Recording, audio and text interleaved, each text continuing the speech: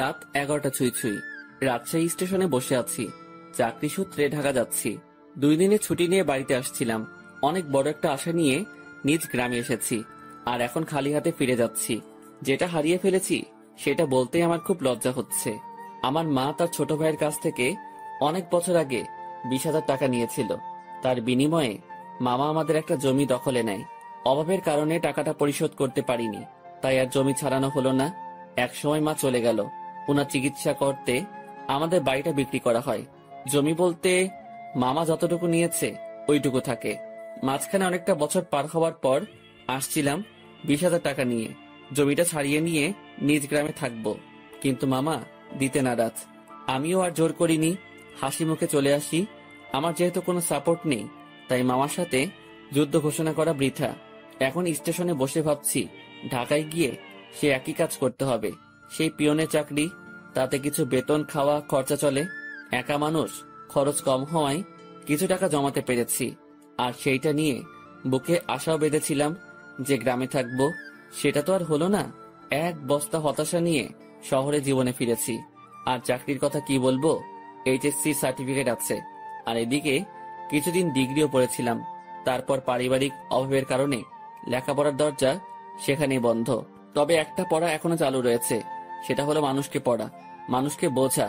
এই subject pass mark তোলাই বেশ কঠিন। বিচিত্র রকম মানুষ সব এই পৃথিবীতে, যাদের চেনা খুবই দুষ্কর। আমি কথাগুলো ভাবছিলাম আমার সামনে বসে থাকা কিছু মানুষের দিকে তাকিয়ে। তারা অনেকটা দূরে ছিল, তাই তাদের চেহারা আবছা দেখছিলাম। আর তখনই খেয়াল করলাম কেউ একজন আমার দিকে এগিয়ে আসছে। আবছা আবছা ভাবেই মনে হচ্ছিল ইয়াং কোনো মেয়ে। মেয়েটা এসে আমার সামনে দাঁড়ালো। এবার আমার চোখের আবছা ভাবটা ছাড়লো। আমি এক পলক মেয়েটাকে দেখে নিলাম। বাহ, মেয়েটা তো বেশ সুন্দরী। শুধু সুন্দরী বললে কম হবে, একটু বেশি সুন্দরী। তবে তার আধুনিক ড্রেসের সাথে তার সৌন্দর্যের কোনো ম্যাচ করছে না।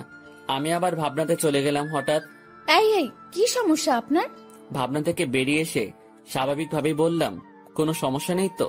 আমার দিকে এভাবে তাকিয়েছিলেন যে, পছন্দ হয়েছে? প্রশ্ন শুনে তো গলা শুকিয়ে কাঠ হয়ে গেছে। একে তো মেয়ে, তার উপর এত সুন্দরী মেয়ে, আর অদ্ভুত প্রশ্ন। আমি আমতা আমতা করে বলেই ফেললাম, না না। পছন্দ হয়নি তো তাকিয়েছিলেন কেন?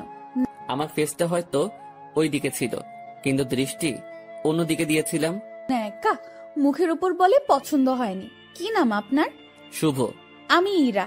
আর আপনাকে চেনা চেনা লাগছে, তাই নামটা জিজ্ঞেস করলাম। ও, তারপরে ইরা নামের মেয়েটা আমাকে অবাক করে দিয়ে আমার কাজের স্থান, মানে আমি যে কোম্পানিতে পিয়ন হিসেবে চাকরি করি, তার কথা বলল। আপনি কি মিতালি অফিসের পিয়ন? জি জি। ও, আমার বাবা ওই কোম্পানির মালিক, আর আমার বাবার অফিসেই চাকরি করে। বাবার অফিসে আমি অনেক যাই। আপনি তো চা কফি এনে দেন।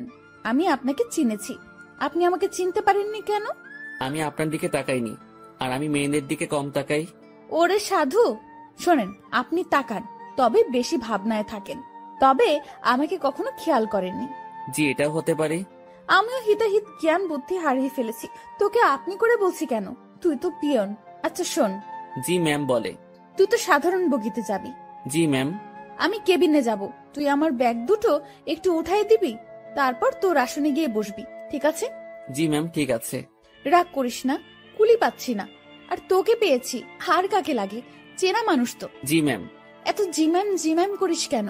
জি না, হ্যাঁ ম্যাম, ঠিক আছে, আমি ব্যাগ উঠাই দিব। ওকে ওকে। মালিকের মেয়ে, যথেষ্ট সম্মান দিতে হবে, আর যা বলবে সেটা তো করতেই হবে, না হলে আমার চাকরি তখনই গায়েব। এসব ভেবে লাভ নেই, আর ভাবনাতে হারিয়ে গেলে চলবে না, অ্যাক্টিভ থাকতে হবে। ট্রেন ঢাকা থেকে আসলো। 8 ঘন্টা পর ইঞ্জিন ঘুরিয়ে আবার ঢাকার উদ্দেশ্যে রওনা হবে। আমি ইরা ম্যামের ব্যাগ দুটো তার কেবিনে দিয়ে আসলাম। বকশিস স্বরূপ তিনি আমাকে 50 টাকা দিলেন। কোনো দ্বিধা না করে টাকাটা নিলাম, কারণ আমার আগে থেকে অভ্যাস আছে। টাকা নিয়ে চলে যাচ্ছিলাম, ইরা ম্যাম আবার ডাকলো। এই শোন শোন। জি ম্যাম বলেন। নামার সময় আবার তুই আসবি, ঠিক আছে? আচ্ছা। আবার ঘুমিয়ে যাস না কিন্তু। না ম্যাম, ঘুমাবো না। ওকে, যা। আমি আমার বগিতে গিয়ে উঠলাম। টিকিট সংগ্রহ করতে আমি অনেক দেরি করে ফেলেছি, তাই সিট হয়নি। পুরো রাস্তাটা দাঁড়িয়ে যেতে হবে। আশেপাশে তাকিয়ে দেখলাম অনেক সিট ফাঁকা। সামনের 2-1 স্টেশন পর এসব সিট আর ফাঁকা থাকবে না, তাই মনে মনে ঠিক করলাম সিটে বসবো না, দাঁড়িয়েই যাব। ট্রেন ছাড়লো, আমি দরজায় দাঁড়িয়ে আছি। ঠান্ডা হাওয়া আমার শরীরটাতে লাগছে। আমি ভাবনায় আবার ডুব দিলাম। ভাবতে লাগলাম পুরনো দিনের কথা, মাঝে মাঝে নিজের ভবিষ্যতের কথাও ভাবলাম। তাতে যা ফলাফল পেলাম সেটা শূন্য, কারণ ভেতরে খুব হতাশা কাজ করছিল। অর্ধেক পথ আসতেই স্টেশন ছাড়াই ট্রেনটা থেমে যায়। যান্ত্রিক কোনো ত্রুটি হয়েছে হয়তো। 20 মিনিট পার হবার পর খবর পেলাম ভোরের আগে ট্রেন এখান থেকে এক চুলো নড়বে না। আর এখন রাত 1টা বাজে। এক একজন এক এক কথা বলছে। কেউ বলছে লাইনের সমস্যা, কেউ বলছে ইঞ্জিনে। আমি ওইসব কথা থেকে কান ফিরিয়ে নিয়ে নিজের ভাবনাতে আবার মন দিলাম।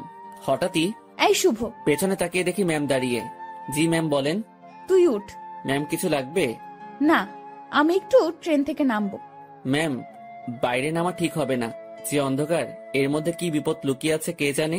কিসের বিপদ? বাইরে সাপ বিচ্ছু অনেক কিছু থাকতে পারে। কিচ্ছু নেই, চল নিচে নামবো।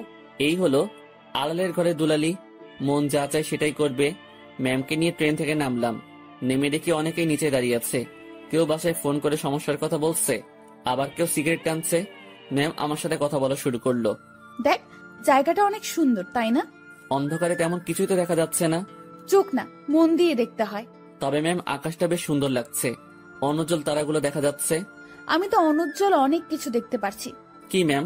এই যে দেখ, একটা টি স্টল, চল যাই। এখন ওখানে গিয়ে কি হবে? চা খাবো, চল চল, বেশ মজা হবে। শীতের মধ্যে এত রাতে বাইরে চা খাওয়ার মজাটাই আলাদা। আমি তো আর মানা করতে পারবো না, মানা করলেই বকা দিবে। কেন যে এর সাথে দেখা হয়ে গেল, মনে হচ্ছে বাকি রাতটাই বেশ প্যারায় রাখবে। টি স্টলের কাছে পৌঁছাতে দেখি কিছু যাত্রী এখানে আগে এসেছে। এই দোকানটার আশেপাশে আর একটা দোকানও নেই। হাতে চা নিয়ে আমি দোকানিকে বললাম, চাচা এমন একটা জায়গায় দোকান দিয়েছেন কি মনে করে? বাবা, সে অনেক কাহিনী। বাজারে দলাদলি চলে, আমার লোকজন না থাকায় ওখানে দোকানটা নেওয়া হয়নি। রাগের মাথায় নিজের জায়গাতেই দোকানটা নিয়ে বসেছি। বাহ, বেশ করেছেন। তা চলে কেমন? আলহামদুলিল্লাহ, ভালোই চলে। একটা কথা বলি, রাগ করে এখানে দোকান দিয়ে ভালোই করেছেন, এর জন্য আপনার হাতে চা খেতে পারলাম। আরো কিছুক্ষণ কথা হলো, বিলটা আমি দেই। ম্যাম আর আমি চলে আসি। ওনার সাথে আড্ডা দিতে খুব ইচ্ছে করছে, কিন্তু মালিক পক্ষের লোক আগ বাড়িয়ে কথা বলাটা বেয়াদবি হবে। আমি কিছু বলছি না, চুপচাপ তার পেছন পেছন হাঁটছি। আমার চুপ থাকা দেখে ম্যাম হয়তো কিছু একটা ভাবছে। আমাকে বলল, কি রে, কথা বলতে পারিস না? দোকানের সাথে তো বেশ জমিয়ে কথা বললি, এখন চুপ কেন? ম্যাম কি বলবো? সেটা কি আমাকে বলে দিতে হবে? দোকানে কি তোকে কিছু বলেছিল? না। তো কিছু বল, সারা রাত তো এভাবে চুপ থাকতে পারবো না। আপনি রাজশাহীতে কোথায় আসছিলেন? আর বলিস না, আমার একটা বান্ধবীর বিয়ে হলো, বিয়েতে আসছিলাম। ও, তুই বিয়ে করেছিস? না ম্যাম। কেন? কাকে বিয়ে করব?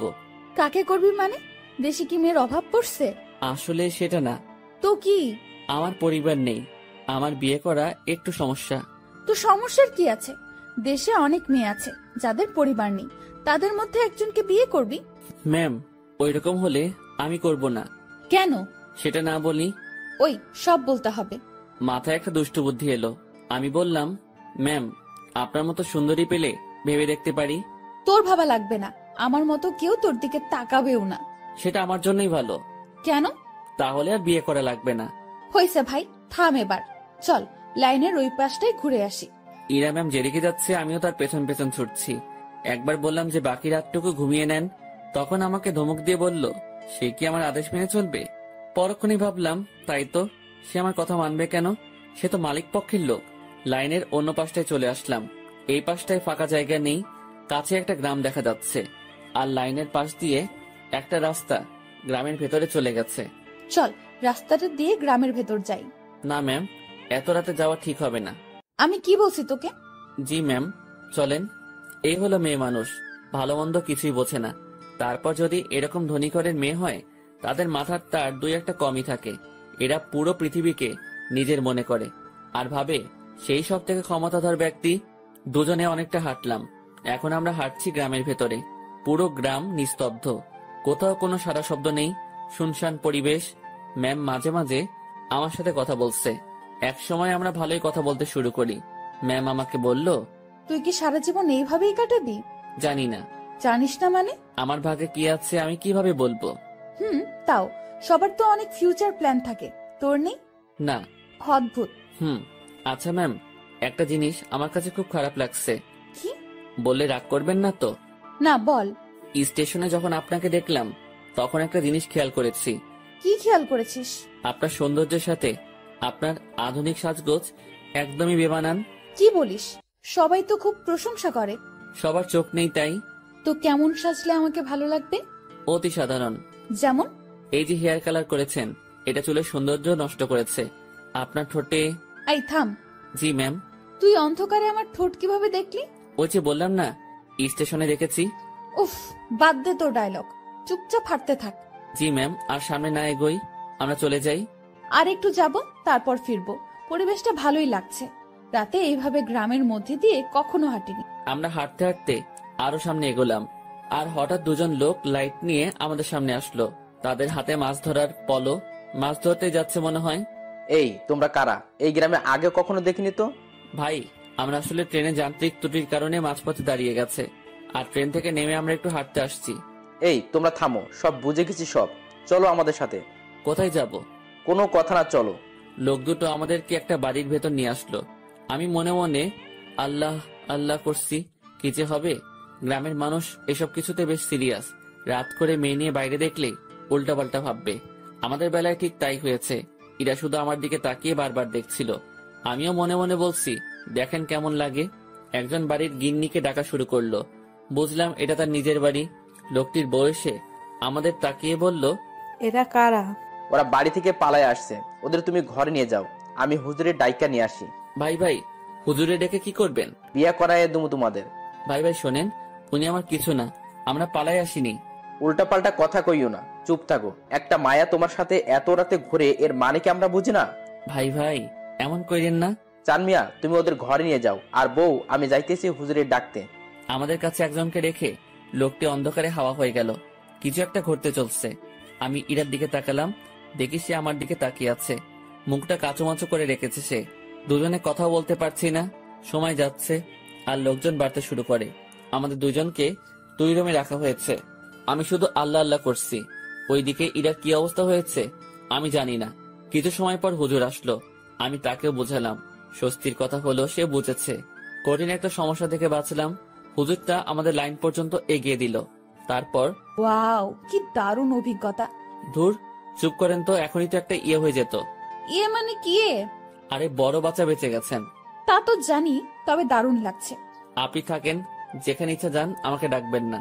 আমি ট্রেনে উঠলাম। ওনার সাথে সাথে আর দেখা করলাম না। ফজরের আজান হলো, তার কিছুক্ষণ পর আমাদের ট্রেন আবার যাত্রা শুরু করলো। আমি ঠিক আমার আগের জায়গাটায় দাঁড়িয়ে আছি। ইরা ম্যাম আবার আসলো। তুই ভালোই বদমাইশ তো। কি কি করছি আমি? তুই আমার উপর ছাড়ি দিস, আমার উপর রাগ দেখাস। তো কি করব? আপনার মাথায় কি ব্রেইন নামক জিনিসটা আছে? থাকলেও তো মনে হয় কাজ হবে না। এরকম ছেলে মানুষই করেন, কি জন্য বড় হয়েছেন বোঝেন না কিছু। ম্যাম আমার দিকে হা করে তাকিয়ে আছে। আমি জানি কথাটা বলার পর আমার চাকরি থাকবে না। আপনার বাবাকে কিছু বলতে হবে না, আমি অফিস যাব না। ম্যাম কিছুক্ষণ চুপ থেকে বলল, আমি তোকে চাকরি দেইনি, তোর চাকরি আমি কাটবো কেন? এই যে আমাকে বকা দিলি, মনে রাখিস, এর শোধ আমি তুলবো। ইরা রাগ দেখিয়ে তার কেবিনে চলে গেল। ম্যাম যে থ্রেটটা দিল আমার একটু ভয় লাগলো না। ওনার কথা শুনে মনে হলো কোনো বাচ্চা আমাকে থ্রেট দিয়েছে। ওনার কণ্ঠটা সত্যি অসাধারণ। শুনলে মনে হয় বারবার শুনি। না, আমি আবার ভাবনাতে হারিয়ে যাচ্ছি কেন। যাই, ওনার কেবিনে গিয়ে সরি বলে আসি। না হলে আমার কি করে বসবে আল্লাহ জানে। আমি তার কেবিনের ভিতর ঢুকবো, তখনই কারোর সাথে ধাক্কা লাগলো। তাকিয়ে দেখি ম্যাম। উনি হয়তো বাইরে আসছিলেন। এটা কি হলো? সরি ম্যাম, বুঝতে পারিনি। তুই আমার কেবিনে কি জন্য? সরি বলতে আসছি। সরি বললে তো কাজ হবে না, আমি তোকে মাফ করব না। কিছুক্ষণ তর্ক হলো। আমি তাকে বললাম, আমার উপর কেউ রাগ করে থাকুক সেটা আমি চাই না। আপনার মন যা চাই তাই করেন। কথাটা বলতেই ম্যাম আমাকে অবাক করে আমার গালে দুটো চড় বসিয়ে দিল। এখন বুঝতে পারলাম ম্যাম বেশ রেগে গিয়েছিল আমার উপর। চটা না খেলে হয়তো বুঝতে পারতাম না। আমি তো ভেবেছিলাম অন্য কোনো শাস্তি দিবে হয়তো। চর মারার পর ম্যাম আরো বলল, তুই আমার বেস্ট ফ্রেন্ড হবি? এমন থাপ্পড় খাওয়ার পর এরকম প্রস্তাব পাবো ভাবতেও পারিনি। মনে মনে ভাবছি, আমি তার সাথে কেন বন্ধুত্ব করতে যাব? তার চালচলন আর আমার চালচলন রাত দিন তফাৎ।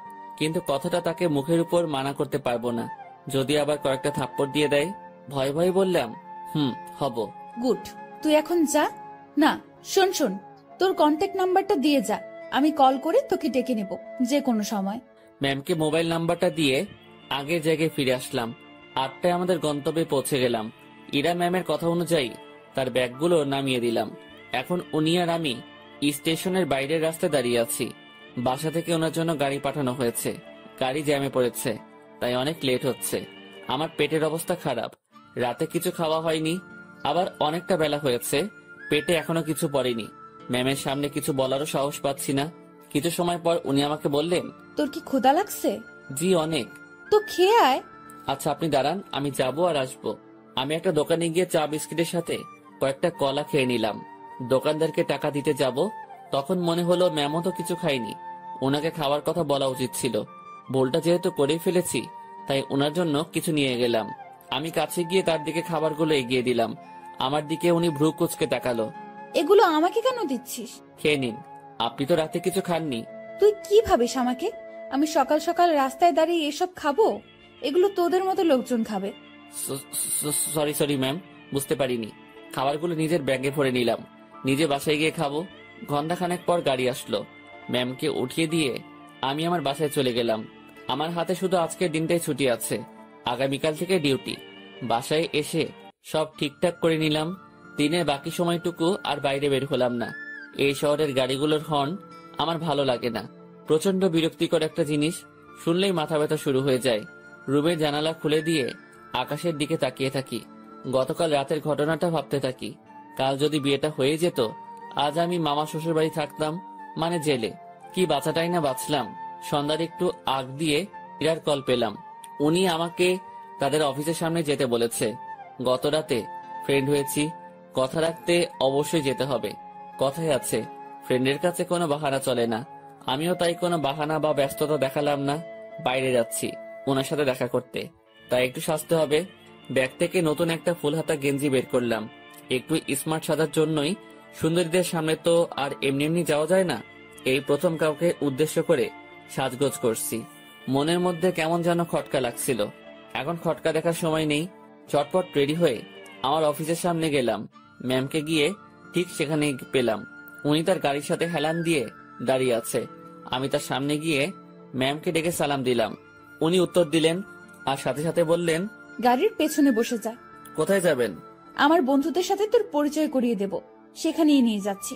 আমি আর কিছু বললাম না, তার গাড়ির পেছনে চেপে বসলাম। আধ ঘন্টা পর একটা রেস্টুরেন্টের সামনে গিয়ে ম্যাম গাড়ি থামালো। তারপর আমাকে নিয়ে রেস্টুরেন্টে ঢুকলো। আমি তার পিছু পিছু গেলাম। উনি একটা জায়গায় গিয়ে থামলো আর কিছু ছেলেমেয়ের সাথে গিয়ে কথা বলা শুরু করলো। বুঝতে পারলাম এরাই তার ফ্রেন্ড। এবার ম্যাম আমার দিকে তাকিয়ে বলল, বন্ধুরা, তোমাদের জন্য একটা গিফট এনেছি। কি রে দোস্ত, কে এটা? আর বলিস না, এই প্রাণীকে রাজশাহীতে পেয়েছি। এই পাগলার সাথে কিছুক্ষণ কথা বলেছি, তারপর বেস্ট ফ্রেন্ড হওয়ার প্রস্তাব দিয়েছি। দুঃখের বিষয় হলো পাগলা আমার কথা বিশ্বাস করে হ্যাঁ বলে দিয়েছে। তোরা বলতো, এর মতো খ্যাত মানে কি বলবো, এরকম একটা মানুষ আমার ফ্রেন্ড। অসম্ভব। দেখ ভাই, আমার ফ্রেন্ডদের সাথে পরিচয় করিয়ে দিতেই তোকে এখানে নিয়ে আসছি। ইরা একে একে তার বন্ধুদের সাথে পরিচয় করিয়ে দিল। সবাই বনেদি ঘরের ছেলে মেয়ে। ট্রেনের কথা মনে পড়তেই লজ্জায় ঘেমে যাচ্ছি। এখন মান সম্মান যা যাওয়ার তা তো গেছে, বাকিটুকু নিয়ে এখান থেকে কেটে পড়তে পারলেই হলো। কিছুক্ষণ পর সেটাও থাকলো না। আমার পোশাক আর চেহারা নিয়ে তারা উপহাস করতে শুরু করলো। একটা ছেলে এগিয়ে এসে বলল, ভাইয়া এটা গেঞ্জি নাকি তেনা? কোথা থেকে কিনেছো ভাইয়া? নাকি কারো পড়ে থাকা জিনিস কুড়িয়ে নিয়েছো? না ভাই, সত্যি কিনেছি। ওমা, তাই? হুম। দেখ, ছেলেটা মাথায় তেল দিয়ে আসছে। সবাই হেসে উঠলো। সত্যি কথা বলতে আমি তেল দেইনি, ওরা পচানি দেওয়ার জন্যই বলছে। ভাবছি এখানে আর থাকা ঠিক হবে না। ম্যামকে বললাম, ম্যাম আমি এখন যাই? ওলে বাবুটা, এখনই না, কিছু খেয়ে যাও। হ্যাঁ, কিছু খেয়ে যা। একটা ছেলে আমার পকেটে হাত দিল। আমার দুর্ভাগ্য যে পকেট থেকে সে 20,000 টাকা নিয়ে এসেছি। ব্যাগে রেখে আসবো মনে ছিল না। ছেলেটা আমার পকেট থেকে টাকাটা দেখে একটু অবাক হয়ে বলল, কি রে, তোর কাছে এত টাকা কুড়িয়ে পেয়েছিস কোথায়? যাই হোক, আমাদের কিছু খাওয়া। আমি আর কি মানা করব, মান সম্মান একটু বজায় রাখতে হ্যাঁ বললাম। তাতেই ওরা সুযোগ পেয়ে গেল। নানা রকম দামি খাবার অর্ডার করলো, যেগুলো আমি চোখে দেখা তো দূরের কথা, নামও শুনিনি। ওরা সবাই খাচ্ছে, আমি দাঁড়িয়ে আছি। একজন খেতে বলেছিল, কিন্তু আমি মানা করেছি আর বলেছি খেয়ে আসছি। আমার পেট ভরা। খাওয়া শেষে বিল তো 20,000-এর উপরে এলো। আমার মাথায় ঢুকলো না 7-8 জন মিলে 20,000 টাকা কিভাবে খায়, যেটা জোগাড় করতে আমার বছরখানেক সময় লেগেছিল। খারাপ ভালো দু ধরনের মজাই পাচ্ছিলাম। কম খাবারে এত বিল, আর আমার পকেটে টাকা গায়েব। ম্যাম, আমি এখন যাই। হ্যাঁ যাবি, তার আগে একটা কথা বলি, কখনো এরকম মফিজ মার্কা কাজ করবি না। এত সহজে কোনো বন্ধুত্ব পাওয়া যায় নাকি? জীবনে কোনো কিছুই সহজভাবে নিবি না। জি ম্যাম। যা তাহলে। আমি বাইরে এসে দাঁড়ালাম। পকেটে টাকা নেই, বাসায় যাব, টাকা লাগবে। মনে মনে ঠিক করলাম ম্যামের কাছ থেকে কিছু টাকা চেয়ে নিব, না হলে এই পথ যেতে যেতে মধ্যরাত হয়ে যাবে। কাল সকালে আবার অফিসে যেতে হবে। অনেকটা সময় পার হওয়ার পর ম্যাম আর তার বন্ধুরা বের হলো। আমি ম্যামকে ডাকায় সে বাকিগুলোকে বিদায় দিয়ে আমার দিকে আসলো। কি হয়েছে, এখনো যাসনি কেন? ম্যাম আমাকে কিছু টাকা, পুরোটা বলার আগেই একটা থাপ্পড় বসিয়ে দিল। আমি আবার বললাম, গাড়ির ভাড়া টাকাটা চাইছিলাম, পকেটে কোনো টাকা নেই, যেতে অনেক সময় লাগবে, কাল থেকে আবার অফিস আছে। তোর জন্য কি আমি টাকা নিয়ে দাঁড়িয়ে আছি, ফকিন্নির বাচ্চা? কথাটা সত্যি বুকের মাঝখানে গিয়ে লাগলো। আমি আর কথা বাড়ালাম না, ওনার দিকে একবার তাকিয়েই হাঁটা শুরু করলাম। সেই জায়গা থেকে বাসায় যাওয়ার পুরোটা সময় শুধু রেস্টুরেন্টের ভেতরের অপমানের কথা মনে হয়েছে। আজকাল মানুষগুলো কেমন হয়েছে, আরেকজনের আর্থিক অবস্থা না বুঝে তার টাকা খসানোর জন্য উঠে পড়ে লাগে। টাকাগুলোর জন্য খুব মায়া হচ্ছে। ওদের কাছে হয়তো সামান্য টাকা, কিন্তু আমার কাছে পাহাড় পরিমাণ। মধ্যরাতে বাসায় ফিরলাম, কিছু শুকনা খাবার খেয়ে শুয়ে পড়লাম। শুয়ে আর কিছু ভাবলাম না, ঘুমানোর চেষ্টা করলাম, কারণ কাল অফিস যেতে হবে। পরদিন সকালবেলা উঠতে আর দেরি করলাম না, ফোনে অ্যালার্ম দেওয়াই ছিল। সময় মতো উঠে হাতের কাজগুলো সেরে নিলাম, তারপর খেয়ে অফিসের উদ্দেশ্যে রওনা হলাম। অফিসে যাওয়ার পর যে সমস্যায় পড়লাম সেটা আমি কখনো চিন্তাও করিনি। যেখানে স্যার মানে ইরার বাবা বসে থাকার কথা, সেখানে ইরা বসে আছে। ওই চেয়ারটাতে ইরা বসা মানে আজকের দিনটা পুরো শেষ। আমি রুমে ঢুকে তাকে সালাম করে বেরিয়ে আসলাম। কিছুক্ষণ পর উনি নক করলেন। আমি ভেতরে গিয়ে বললাম, জি ম্যাম বলুন।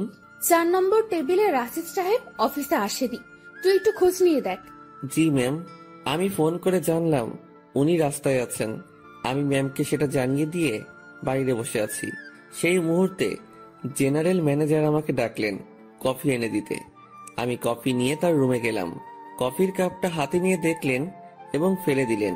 কি হয়েছে এটা বলার সাথে সাথে উনি আমাকে চড় বসিয়ে দেন আর বলেন, কফির উপর মরা মাছি পড়ে আছে, দেখিস না? সরি স্যার, দেখতে পাইনি। উনি আমার কলার ধরলেন। আমি যদি এটা খেয়ে ফেলতাম, তারপর যদি অসুখ করতো, তুই কি করতিস তখন? স্যার মাফ করে দেন, দেখতে পাইনি। উনি অনেক বাজে বাজে বকা দিচ্ছিলেন। অফিসের মধ্যে একটা শোরগোল বেঁধে গেল।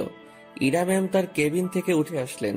সবাই মিলে দোষটা আমাকে দিচ্ছিল। এখন ভয় লাগছে যে ম্যাম চটটা মেরে হয়তো বিদায় করে দিবেন। তারপর ম্যাম সবকিছু শুনলেন, আমার থেকেও আর ম্যানেজারের থেকেও। সব শোনার পর যা করলেন দেখে তো আমি হতবাক। পরপর 2টা চড় বসিয়ে দিলেন ম্যানেজারের গালে। আমি কিছু বলার আগেই এখান থেকে বের হবে। আর হ্যাঁ, বাকি সবাইকে বলছি, এটা নিয়ে কোনো কথা হবে না। সমস্যা হয়েছে, সমাধান করেছি। সমালোচনা করে ভালো জিনিস খারাপ বানাবে তো পাবলিক, বুঝবা? কত ধানে কত চাল। যার যার কাজে যাও, অনেক সময় নষ্ট হয়েছে। কিছুক্ষণ ঝড়ের পর অফিস স্বাভাবিক, আগের মতো কাজ চলছে। কিভাবে সব সামনে নিলাম। হুটহাট ম্যানেজার শেখ, সাথে 2টা থাপ্পড়। বিচারটা যাই করুক, তাহলে আমার সাথে অমন করলো কেন? ভাবতে ভাবতে কোনো উত্তরই খুঁজে পেলাম না। লাঞ্চের সময় আমি বাসা থেকে রুটি নিয়ে আসছি। 2-1জনকে পানি এনে দিয়ে আমি খাওয়ার জন্য বসবো। তখন ম্যাম ডাকলো। মনে মনে ভাবছি খাওয়াটাও কপালে নেই। মুখ ভার করেই ম্যামের রুমে ঢুকলাম। জি ম্যাম, কিছু বলবেন? তুই খাবার খেয়েছিস? জি না। বাসার থেকে খাবার নিয়ে আসছিস নাকি বাইরে গিয়ে খাবি? বাসা থেকে এনেছি। যা, খাবার নিয়ে আমার রুমে আয়। ম্যাম বুঝিনি। আরে হারামি, খাবার নিয়ে আমার রুমে আয়। কথাটা শুনেই ভাবছিলাম আমি ঠিক শুনছি তো। ভাবনাতে আর ডুব দিলাম না। দেরি না করে খাবার নিয়ে আবার রুমে ঢুকলাম। ম্যাম তো দেখি দামি দামি খাবার সব টেবিলে সাজাচ্ছেন। আমাকে দেখিয়ে দেখিয়ে বললেন, এসব আমার মায়ের হাতের রান্না। ম্যাম আমি বাইরে গিয়ে খাই, আপনি খাওয়া শুরু করেন। পানি লাগলে বলবেন। এই, তুই কি এজন্য রেখেছিস? আচ্ছা, তোর খাবারের বাটিটা আমার হাতে দে তো। আমি তেমন কিছু আনিনি, ওই রুটি। আমি দেখবো, দে। ভয়েই বাটিটা ওনার হাতে দিলাম। লজ্জায় তো মাথা কাটা যাওয়ার অবস্থা। বাসায় কিছু ছিল না, তার উপর টাকাও নেই। রুমে পেঁয়াজ মরিচ ছিল, সেগুলো কেটে তেল আর লবণ দিয়ে মাখিয়ে নিয়ে আসছি। ম্যাম যদি সেটা দেখে তো। কথাটা ভাবতে ভাবতেই বাটির ঢাকনা খুলেই উনি চোখ বড় বড় করে ফেলেন। খাবারটা কিছুক্ষণ তাকিয়ে থেকে দেখে আবার আমার দিকে তাকালেন। কি রে, এগুলো কি? ম্যাম আসলে রুমে কিছু ছিল না, তারপর টাকাও নেই। রুমে আটা ছিল তো, ওইটা দিয়ে আর কি একটা ব্যবস্থা করে নিয়ে আসছি। ম্যাম আমার বাটিটা টেবিলে রাখলেন, তারপর উনি তার চেয়ারে বসে পড়লেন। আমি দাঁড়িয়ে আছি। উনি একবার আমার দিকে তাকাচ্ছেন আর একবার আমার খাবারের দিকে তাকাচ্ছেন। আমি ওনার সামনে এখন লজ্জাতে ইমিটিমিটি হাসতেছি। উনি কিছু সময় চুপ থাকার পর মুখ খুললেন। এই যে, এই খাবারগুলো তোর। ওনার খাবার আমার দিকে এগিয়ে দিলেন। আমি টেবিলের কাছে গিয়ে হাত দিয়ে নিজের বাটিটা নিয়ে বললাম, আমি যেটা এনেছি সেটা না খেলে আমার পেট ভরবে না, আর আপনার খাবার খেলে আমার পেট খারাপ হতে পারে। এত ভালো জিনিস কখনো খাওয়া হয়নি তো, পেট খাবারটা সহ্য করতে নাও পারে। গতকালের রাতটা একটু দেখিয়ে রুম থেকে বেরিয়ে আসলাম। নিজের খাবার খেয়ে আমার কাজে মনোযোগ। কার কি লাগছে, কে কি চাচ্ছে, সব দেখাশোনা করছি। দুপুরের পর ম্যাম আমাকে আর ডাকেননি। বুঝতে পারলাম তিনিও কিছুটা বুঝতে পেরেছেন আমার কষ্টটা। রাতে অফিস শেষ করে বাসায় ফিরলাম। পাশের বাসার পরিচিত একজনের কাছ থেকে টাকা ধার নিয়ে মাছ কিনে নিয়ে এসে রান্না বসিয়ে দিলাম। তখন রাত প্রায় 10টার কাছাকাছি। চুলোয় রান্না বসাবে সেই সময় ফোন আসলো। ম্যাম ফোন করেছে, নাম্বারটা সেভ করে রেখেছি। ধরবো কি ধরবো না এমন করতে করতে রিসিভ করে সালাম দিলাম। উনি উত্তর দিয়ে বললেন, কি করিস? এই তো ম্যাম, কিছু না। এখন শোন। জি ম্যাম, বলেন। দুপুরে আমার মুখের উপর কথা বলে আমাকে লজ্জা দিয়ে তোর খাবার নিয়ে চলে গেলি, ভয় করলো না? আমি চুপ হয়ে গেলাম। কি বলবো উত্তরে বুঝতে পারছি না। কিরে, কথা বলছিস নাকি জন্য? ম্যাম, অফিসের কোনো কথা হলে বলেন। তুই আমার কথা ঘুরিয়ে নিস। আমি যা বলছি তার উত্তর দে। জি ম্যাম, বলেন। ওভাবে খাবার নিয়ে চলে গেলি কেন? আপনার খাবার খেয়ে আমার ক্ষুধা মিটতো না। তাই না? জি। আমি বুঝতে পেরেছি, তুই আমার উপর রাগ দেখাচ্ছিস, সুযোগ ভালোই কাজে লাগাচ্ছিস। এখানে কিসের সুযোগ ম্যাম? আপনি আমাকে এখন মানা করে দিলে আমার সাথে তো আপনার এখনই কোনো অফিসিয়াল সম্পর্ক থাকবে না। ক্ষমতা আপনার হাতে, সুযোগ আপনার হাতেই। চুপচাপ রান্না শেষ করে খেয়ে আমাকে কল দিবি। ম্যাম, অফিসের কোনো বিষয়ে কথা বলবেন? না। তাহলে ফোন দিয়েন না, আমিও দিব না। তোর 24 ঘন্টাই ডিউটি। আমি ফোন দেওয়ার পর সময়টুকু অফিসিয়াল, ওকে? তাহলে বেতন বাড়িয়ে দিয়েন। ঠিক আছে, দিব। ঠিক আছে, দিব। তুই অবশ্যই ফোন করবি। আর হ্যাঁ, কাল অফিসে আসার সময় দুপুরের খাবার আনবি না। কেন ম্যাম? অফিসে না খেয়ে কাজ করতে হবে? তোর জন্য আমি খাবার নিয়ে যাব। ম্যাম, ওসব খাবার টাবার বাদ দিন, আমি আমার খাবারে সন্তুষ্ট।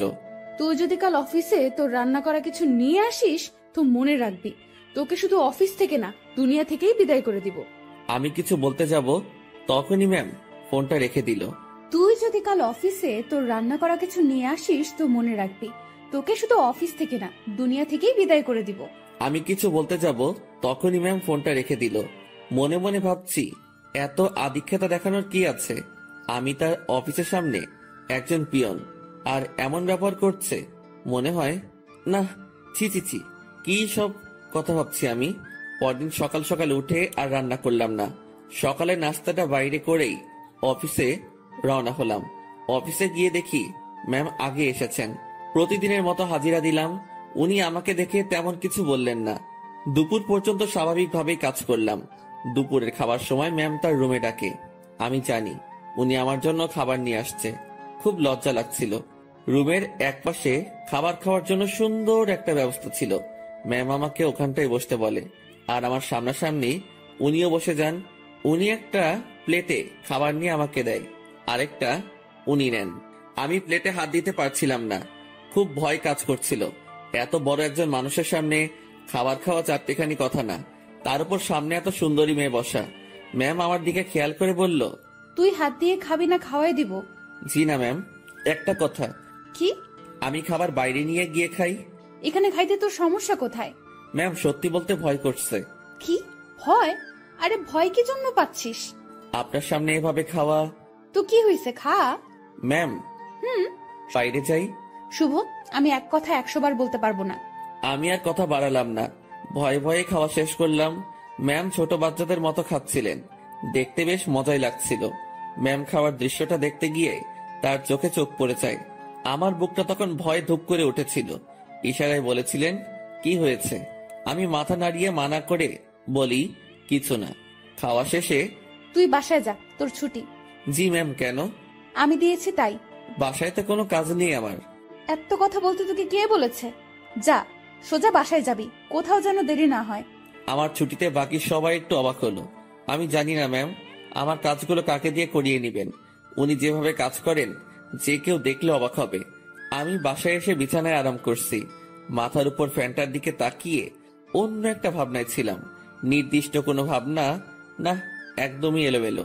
বাংলায় এই ভাবনাকে কি বলে বা কিভাবে ব্যাখ্যা করে আমি জানি না। এই জিনিসটা ভাবতে ভাবতে আমার চোখটা বন্ধ হয়ে আসে। জানি না কতটা সময় ঘুমিয়েছি, হঠাৎ আমার কানে কোনো একটা শব্দে বেজে ওঠে। চোখ খুলে বুঝতে পারি ফোনটা বাজছে। ফোন হাতে নিয়ে আবছা চোখে দেখি ম্যাম কল করেছে। ফোনটা রিসিভ করলাম। কই তুই?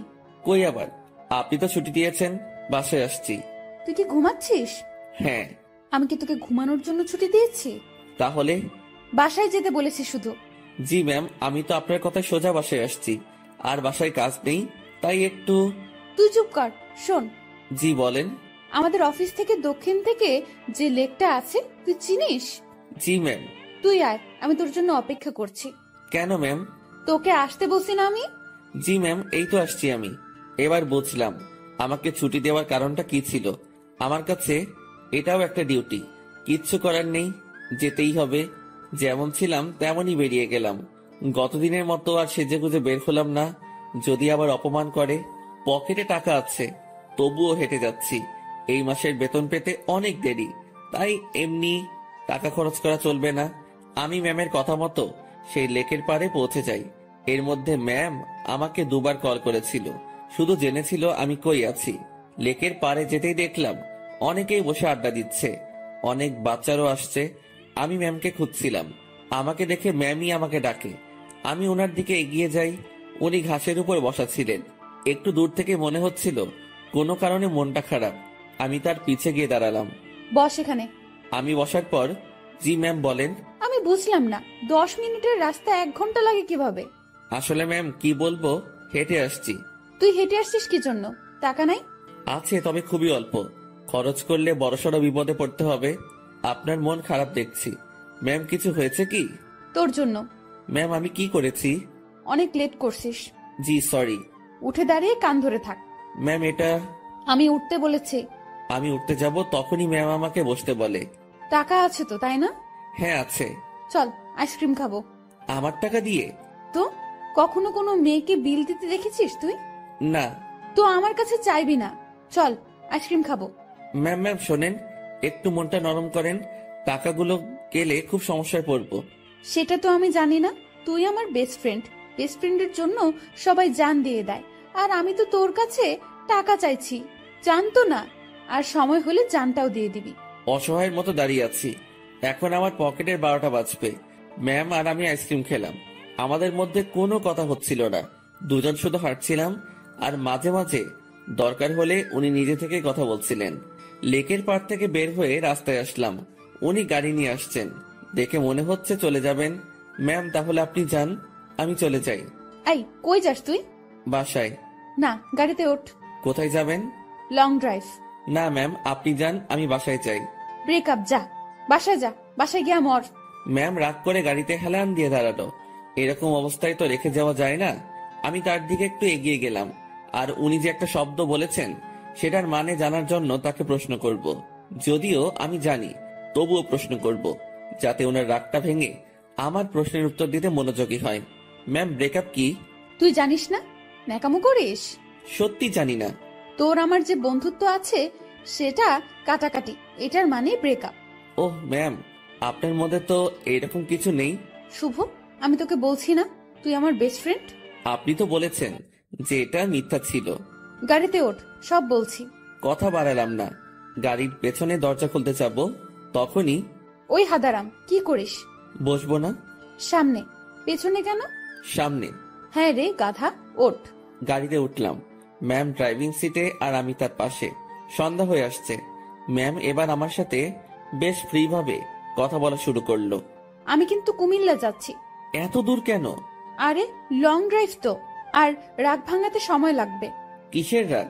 তুই আমার উপর রেগে আছিস, আমি জানি। আমি আপনার উপর কি জন্য রাগ করব? ওই যে রেস্টুরেন্টে সেই ঘটনার জন্য। না ম্যাম, কি যে বলেন। ওই দিন আপনারও মজা করেছেন, আমিও মজা পেয়েছি। ওরে শুভ, আমাকে কি বাচ্চা মনে হয় আপনার? এত বড় একটা প্রতিষ্ঠান চালাচ্ছি, আমার মাথায় কি এতটুকু বুদ্ধি নেই যে কোনটা সত্যি আর কোনটা মিথ্যা আমি বুঝবো না? না, বুদ্ধি তো আপনার অনেক আছে। হয়েছে, শোন আমি কি বলি। বলেন। রাতে কি খাবি বল? সন্ধ্যায় তো অনেক কিছু খেলাম, রাতে আর কি খাবো? না, তাও কিছু শুকনো খাবার নেই, আর দুটো পিৎজা। আপনার ইচ্ছা। ম্যাম ভয় করছে আমার। কেন? আপনার বাবা যদি জানে অফিসের পিয়নকে নিয়ে ঘুরতে বের হইছেন। কিভাবে জানবে? আমি তো বলবো না। আমি যে অফিসে যাব না সেটা তো জানতে পারবে। সেটা আমি দেখে নিব, তোর এত চিন্তা নেই। এখন বল আমাকে মাফ করেছিস কিনা। আপনি তো দোষ করেননি। তোকে যে কি করব আমি, দেখ। আর রাগ করে থাকিস না, ভুল করে ফেলেছি। আমি রাগ করিনি তো। আমি তোর চোখে মুখে রাগ দেখতেছি। আচ্ছা, রাগ নেই আমার উপর, সত্যি তো? হ্যাঁ সত্যি। সত্য নাকি মিথ্যা সব টের পাবো। আমি যা বলবো সেটা যদি না করিস তাহলেই বুঝবো তুই এখনো রেগে আছিস। না, কি যে বলেন, আপনার তো সব কথাই শুনি। কত যে শুনিস আমার জানা আছে। মাঝপথে আমরা গাড়ি থেকে নেমে কিছু খাবার নিলাম। দুজন বেশ কথা বলতে বলতে যাচ্ছি। ইরা ম্যাম গাড়িটা এখন বেশ ধীর গতিতে চালাচ্ছেন। আজ বেশ কুয়াশাও পড়েছে। এই চল, বাইরে কুয়াশার বৃষ্টিতে ভিজি। এই না, এটা করবেন না, বাইরে গেলে বিপদ। সেদিনের মতো হলে অবস্থা খারাপ হয়ে যাবে। যাব না তো, তোর কেয়ারিংটা আমার খুব ভালো লাগে, সেটা পাওয়ার জন্যই কথাটা বললাম। তুই কাউকে ভালোবাসিস নাই? কোন ভালোবাসা?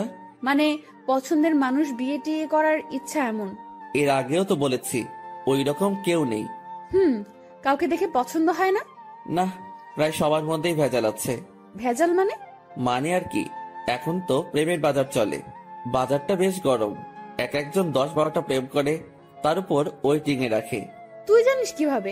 চোখ খোলা রাখলে সবই টের পাওয়া যায়। ম্যাম আপনার নেই কি পছন্দের মানুষ? না রে, এসব পছন্দ টছন্দ আমার হয় না।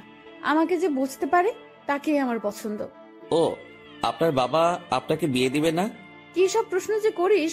বিয়ে দিবে না কেন? অবশ্যই দিবে। তাদের পছন্দেই বিয়ে করবেন। হ্যাঁ, এটাই তো স্বাভাবিক। হঠাৎ করে এই মাঝ রাস্তায় জ্যাম পড়ে যায়। কুয়াশা বেশি হওয়ায় সব গাড়ি চলাচল বন্ধ করে দেওয়া হয়েছে। ম্যাম গাড়ির হেডলাইটটা অফ করলো। তারপর কোথা থেকে যেন একটা চাদর বের করলো। আপনি কি এখন ঘুমাবেন? না, শীত করতেছে প্রচুর, গায়ের উপর দিয়ে রাখি। আমি বাইরে তাকালাম। কুয়াশায় কিচ্ছু দেখা যাচ্ছে না, তবুও তাকিয়ে আছি ম্যামের দিকে। তো আর তাকিয়ে থাকা যায় না, তার দিকে তাকালে চোখ ফেরানো যায় না, সেই জন্য তাকানোটাই বিপদ। কি রে, তুই এরকম চুপচাপ থাকবি?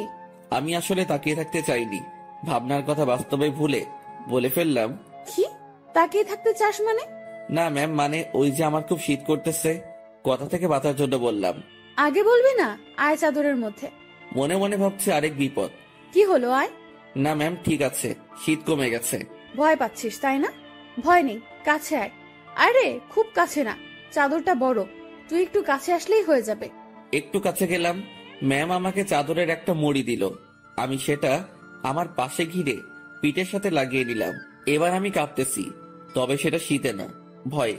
কাঁপুনি রেখে ম্যাম বলল, ওরে আল্লাহ, তোর এত শীত করতেছে। এখন ঠিক হয়ে যাবে। আমি জানি ঠিক হবে না। কথাটা বলে ম্যাম আমার খুব কাছে আসলো, তবে তার শরীরের সাথে কোনো স্পর্শ লাগেনি। অনেক চেষ্টা করে নিজের কাঁপুনি থামালাম। ম্যামের চোখে ঘুম ঘুম ভাব এসে গেছে। ম্যাম আপনি তো ঘুমাচ্ছেন। কই না তো। আপনার কি খুব ঘুম পাচ্ছে? অনেক। ম্যাম ধীরে ধীরে বেশ সুন্দরী হয়ে উঠছে। শুনেছি সুন্দরী মেয়ে ঘুমালে আরো বেশি সুন্দরী লাগে। আজ সেটা সামনে থেকে দেখলাম। আমি যদি ওনার বর হতাম, এখন কাছে নিয়ে বুকের মধ্যে রাখতাম। পরক্ষণে মনে পড়ল, কি সব ভাবছি আমি। ছি ছি ছি, এসব কি আসছে মাথায়। ম্যাম ঘুমে আর ঠিক থাকতে পারে না, আমার খুব কাছে আসে, আমার কাঁধের উপর তার মাথা রাখার চেষ্টা করছে। এবার সব ভুলে যাই আমি, নিজে থেকে তার দিকে এগিয়ে যাই, আর উনি তার মাথা আমার কাঁধের উপর রাখে। বুকের মধ্যে হাতুড়ি পেটা হচ্ছে। ওনার নিঃশ্বাস আমার টি শার্টে লাগার পরপরই আমার কেমন যেন একটা অনুভূতি কাজ করছে। না পারছিলাম তখন বুঝতে, না পারছিলাম ভাবতে। কিছুক্ষণ ঘুমানোর পর ম্যাম জাগ না পায়, আমি জেগেই আছি। একটুর জন্য চোখ বন্ধ করিনি। ম্যাম উঠে দেখলো সে আমার কাঁধে মাথা রেখে শুয়ে আছে। ঘাটটা দ্রুত উঠিয়ে দিয়ে বলল, সরি, আমি ঘুমের মধ্যে। ম্যাম আমি আপনার কাছে গিয়েছি, দেখছিলাম আপনি ঝিমুনি দিয়ে বারবার পড়ে যাচ্ছিলেন। হুম। ম্যাম লজ্জা পেয়েছে, লজ্জা মাখা মুখ নিয়ে বলল, রাত অনেক হয়েছে, এখন যা এনেছি সব খেয়ে নিই। জি ম্যাম, আপনার ইচ্ছে। তুই সব আমার উপর নির্ভর করিস কি জন্য? নিজে কিছু বলতে পারিস না? জি ম্যাম, এখনই খাবো। এই, সেটা আমার বলার পর। আমরা খাবার খাওয়া শুরু করলাম। হঠাৎ পুলিশ এসে নক করলো। আমরা গাড়ি থেকে নামলাম। ইরা পুলিশের সাথে কথা বলছিল। আপনারা কোথায় যাচ্ছেন? কুমিল্লা 14 গ্রাম। উনি আপনার কে হন? বর। উনি দূরে দাঁড়িয়ে আছেন কেন? ভয় পাচ্ছে নাকি? এই, তুমি এখানে আসো। মনে মনে বলছিলাম, ভয় পাবো না? পুলিশকে কি মিথ্যাটাই না বললো? আপনারা যে স্বামী স্ত্রী সেটা আমি বুঝবো কিভাবে? এইটারও প্রমাণ লাগবে। হ্যাঁ। আমার চাচ্চু আবু সাইদ পুলিশ কমিশনার। কি নাম বললেন? আবু সাইদ। উনি তো ঢাকায় থাকেন, তাই না? হ্যাঁ। আপনারা ঢাকা থেকেই আসছেন? হ্যাঁ, ঢাকা থেকেই তো আসবো। সাইদকে আমি চিনি, উনি আমার বন্ধু। দাঁড়াও, আমি এখনই ফোন করছি। তুমি আগে বললা না। সরি মামুনি। এরা তো পড়লো মহা বিপদে। তার চাচাকে যদি বলে দেয় বরকে নিয়ে ঘুরতে যাচ্ছে, তাহলে তো ইরা শেষ। এখন সে এই পুলিশকে না করতেও পারবো না। এদিকে তার চাচা ফোনটা রিসিভ করেছে। দুজন বন্ধু একে অপরের খোঁজ নেওয়ার পর পুলিশটা ইরার কথা বলল। ইরার চাচা বড় সড়ো এক ধাক্কা খেলো। পুলিশ আমাদের বিদায় জানালো। আমরা গাড়িতে গিয়ে বসলাম। ইরা তো ভয় শেষ। একটু পরেই ইরার ফোনটা বেজে উঠলো। তার চাচা কল করেছে। ইরা ফোনটা রিসিভ করলো। তুমি কোথায় আছো, কিভাবে আছো, কার সাথে আছো আমি জানতে চাচ্ছি না।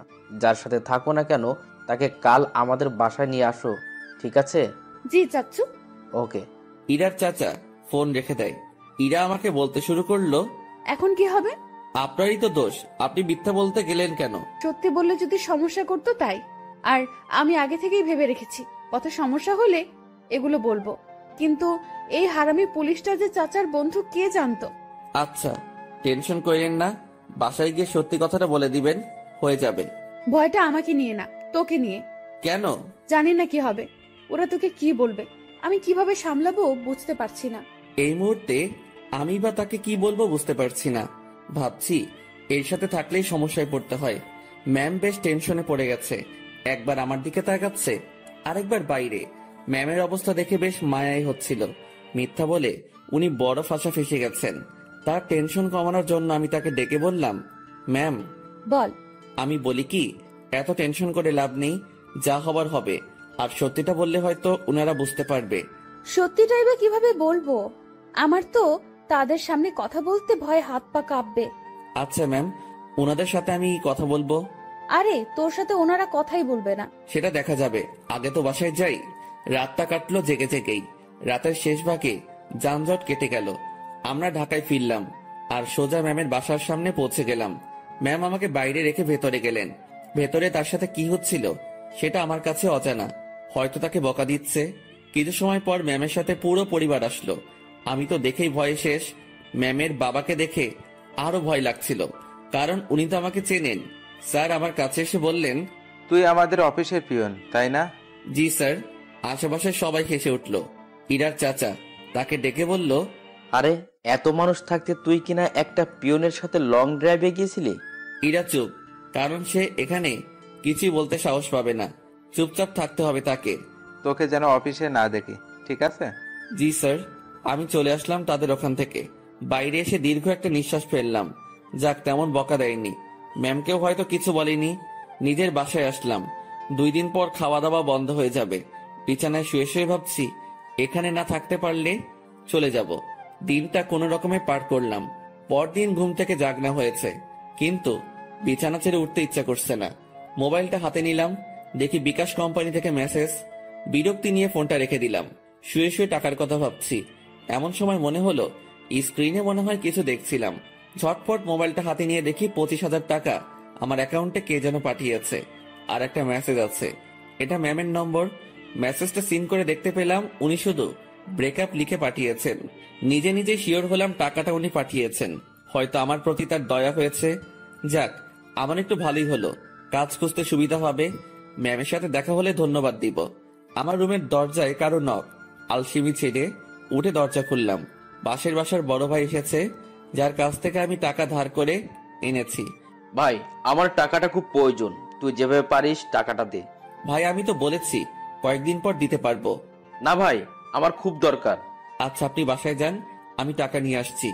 দরজা লাগিয়ে দিয়ে ফোনটা হাতে নিব, তখনই আবার দরজায় নক। কেমন যেন খুব রেগে গিয়ে দরজাটা খুলেই বলি, আরে ভাই, বললাম তো দিয়ে আসবো। একটু ধমকে সুরে বলেছি। আমার এমন করে বলাটা ভুল হয়েছে, কারণ সামনে ম্যাম দাঁড়িয়ে আছে।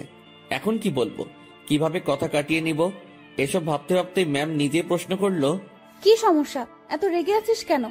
আপনি এখানে? আমি বেশ অবাক, কারণ তাকে এখানে এভাবে কখনো আশা করিনি। আমার সামনে থেকে সর কুত্তা, ভেতরে যাব। আমি সরে দাঁড়াতে উনি ভেতরে ঢুকলেন। তারপর আমার বিছানায় নিজের শরীরটা এলিয়ে দিলেন। ফ্রেশ হয়ে নে। আজকে আবার কোথাও যাবেন নাকি? আরে না, তুই যা, ফ্রেশ হয়ে নে, কথা আছে। আচ্ছা, আমি বাইরে থেকে আসছি একটু। ওকে। আমি বাইরে এসে টাকা উঠে বড় ভাইকে থামিয়ে আসি। উনি যদি আবার আসতেন, আমার রুমে মেয়ে দেখে হয়তো ভিন্ন কিছু ভাবতো। রুমে এসে দেখি ম্যাম ঘুমিয়ে গেছে। আমি ফ্রেশ হয়ে নিলাম। কাজ শেষে ওনার দিকে তাকিয়ে ভাবছি, এই মেয়েটার যে কি হয়েছে। উনি চোখ খুলে বললেন, খাওয়া হয়েছে? না। টাকা না পাঠিয়ে দিলাম, এখনো খাসনি কেন? উঠতে তো হবে। যা, বাইরে থেকে খাবার নিয়ে আয়, একসাথে খাবো। ম্যাম, আপনি এই পরিবেশে খেতে পারবেন না। তুই পারলে আমিও পারবো। কথা বাড়িয়ে লাভ নেই, এই মেয়ে আমার কথা শুনবে না। বাইরে গিয়ে টাকা উঠিয়ে ভাইকে দিলাম, আর ম্যামের কথা মতো খাবার নিয়ে আসলাম।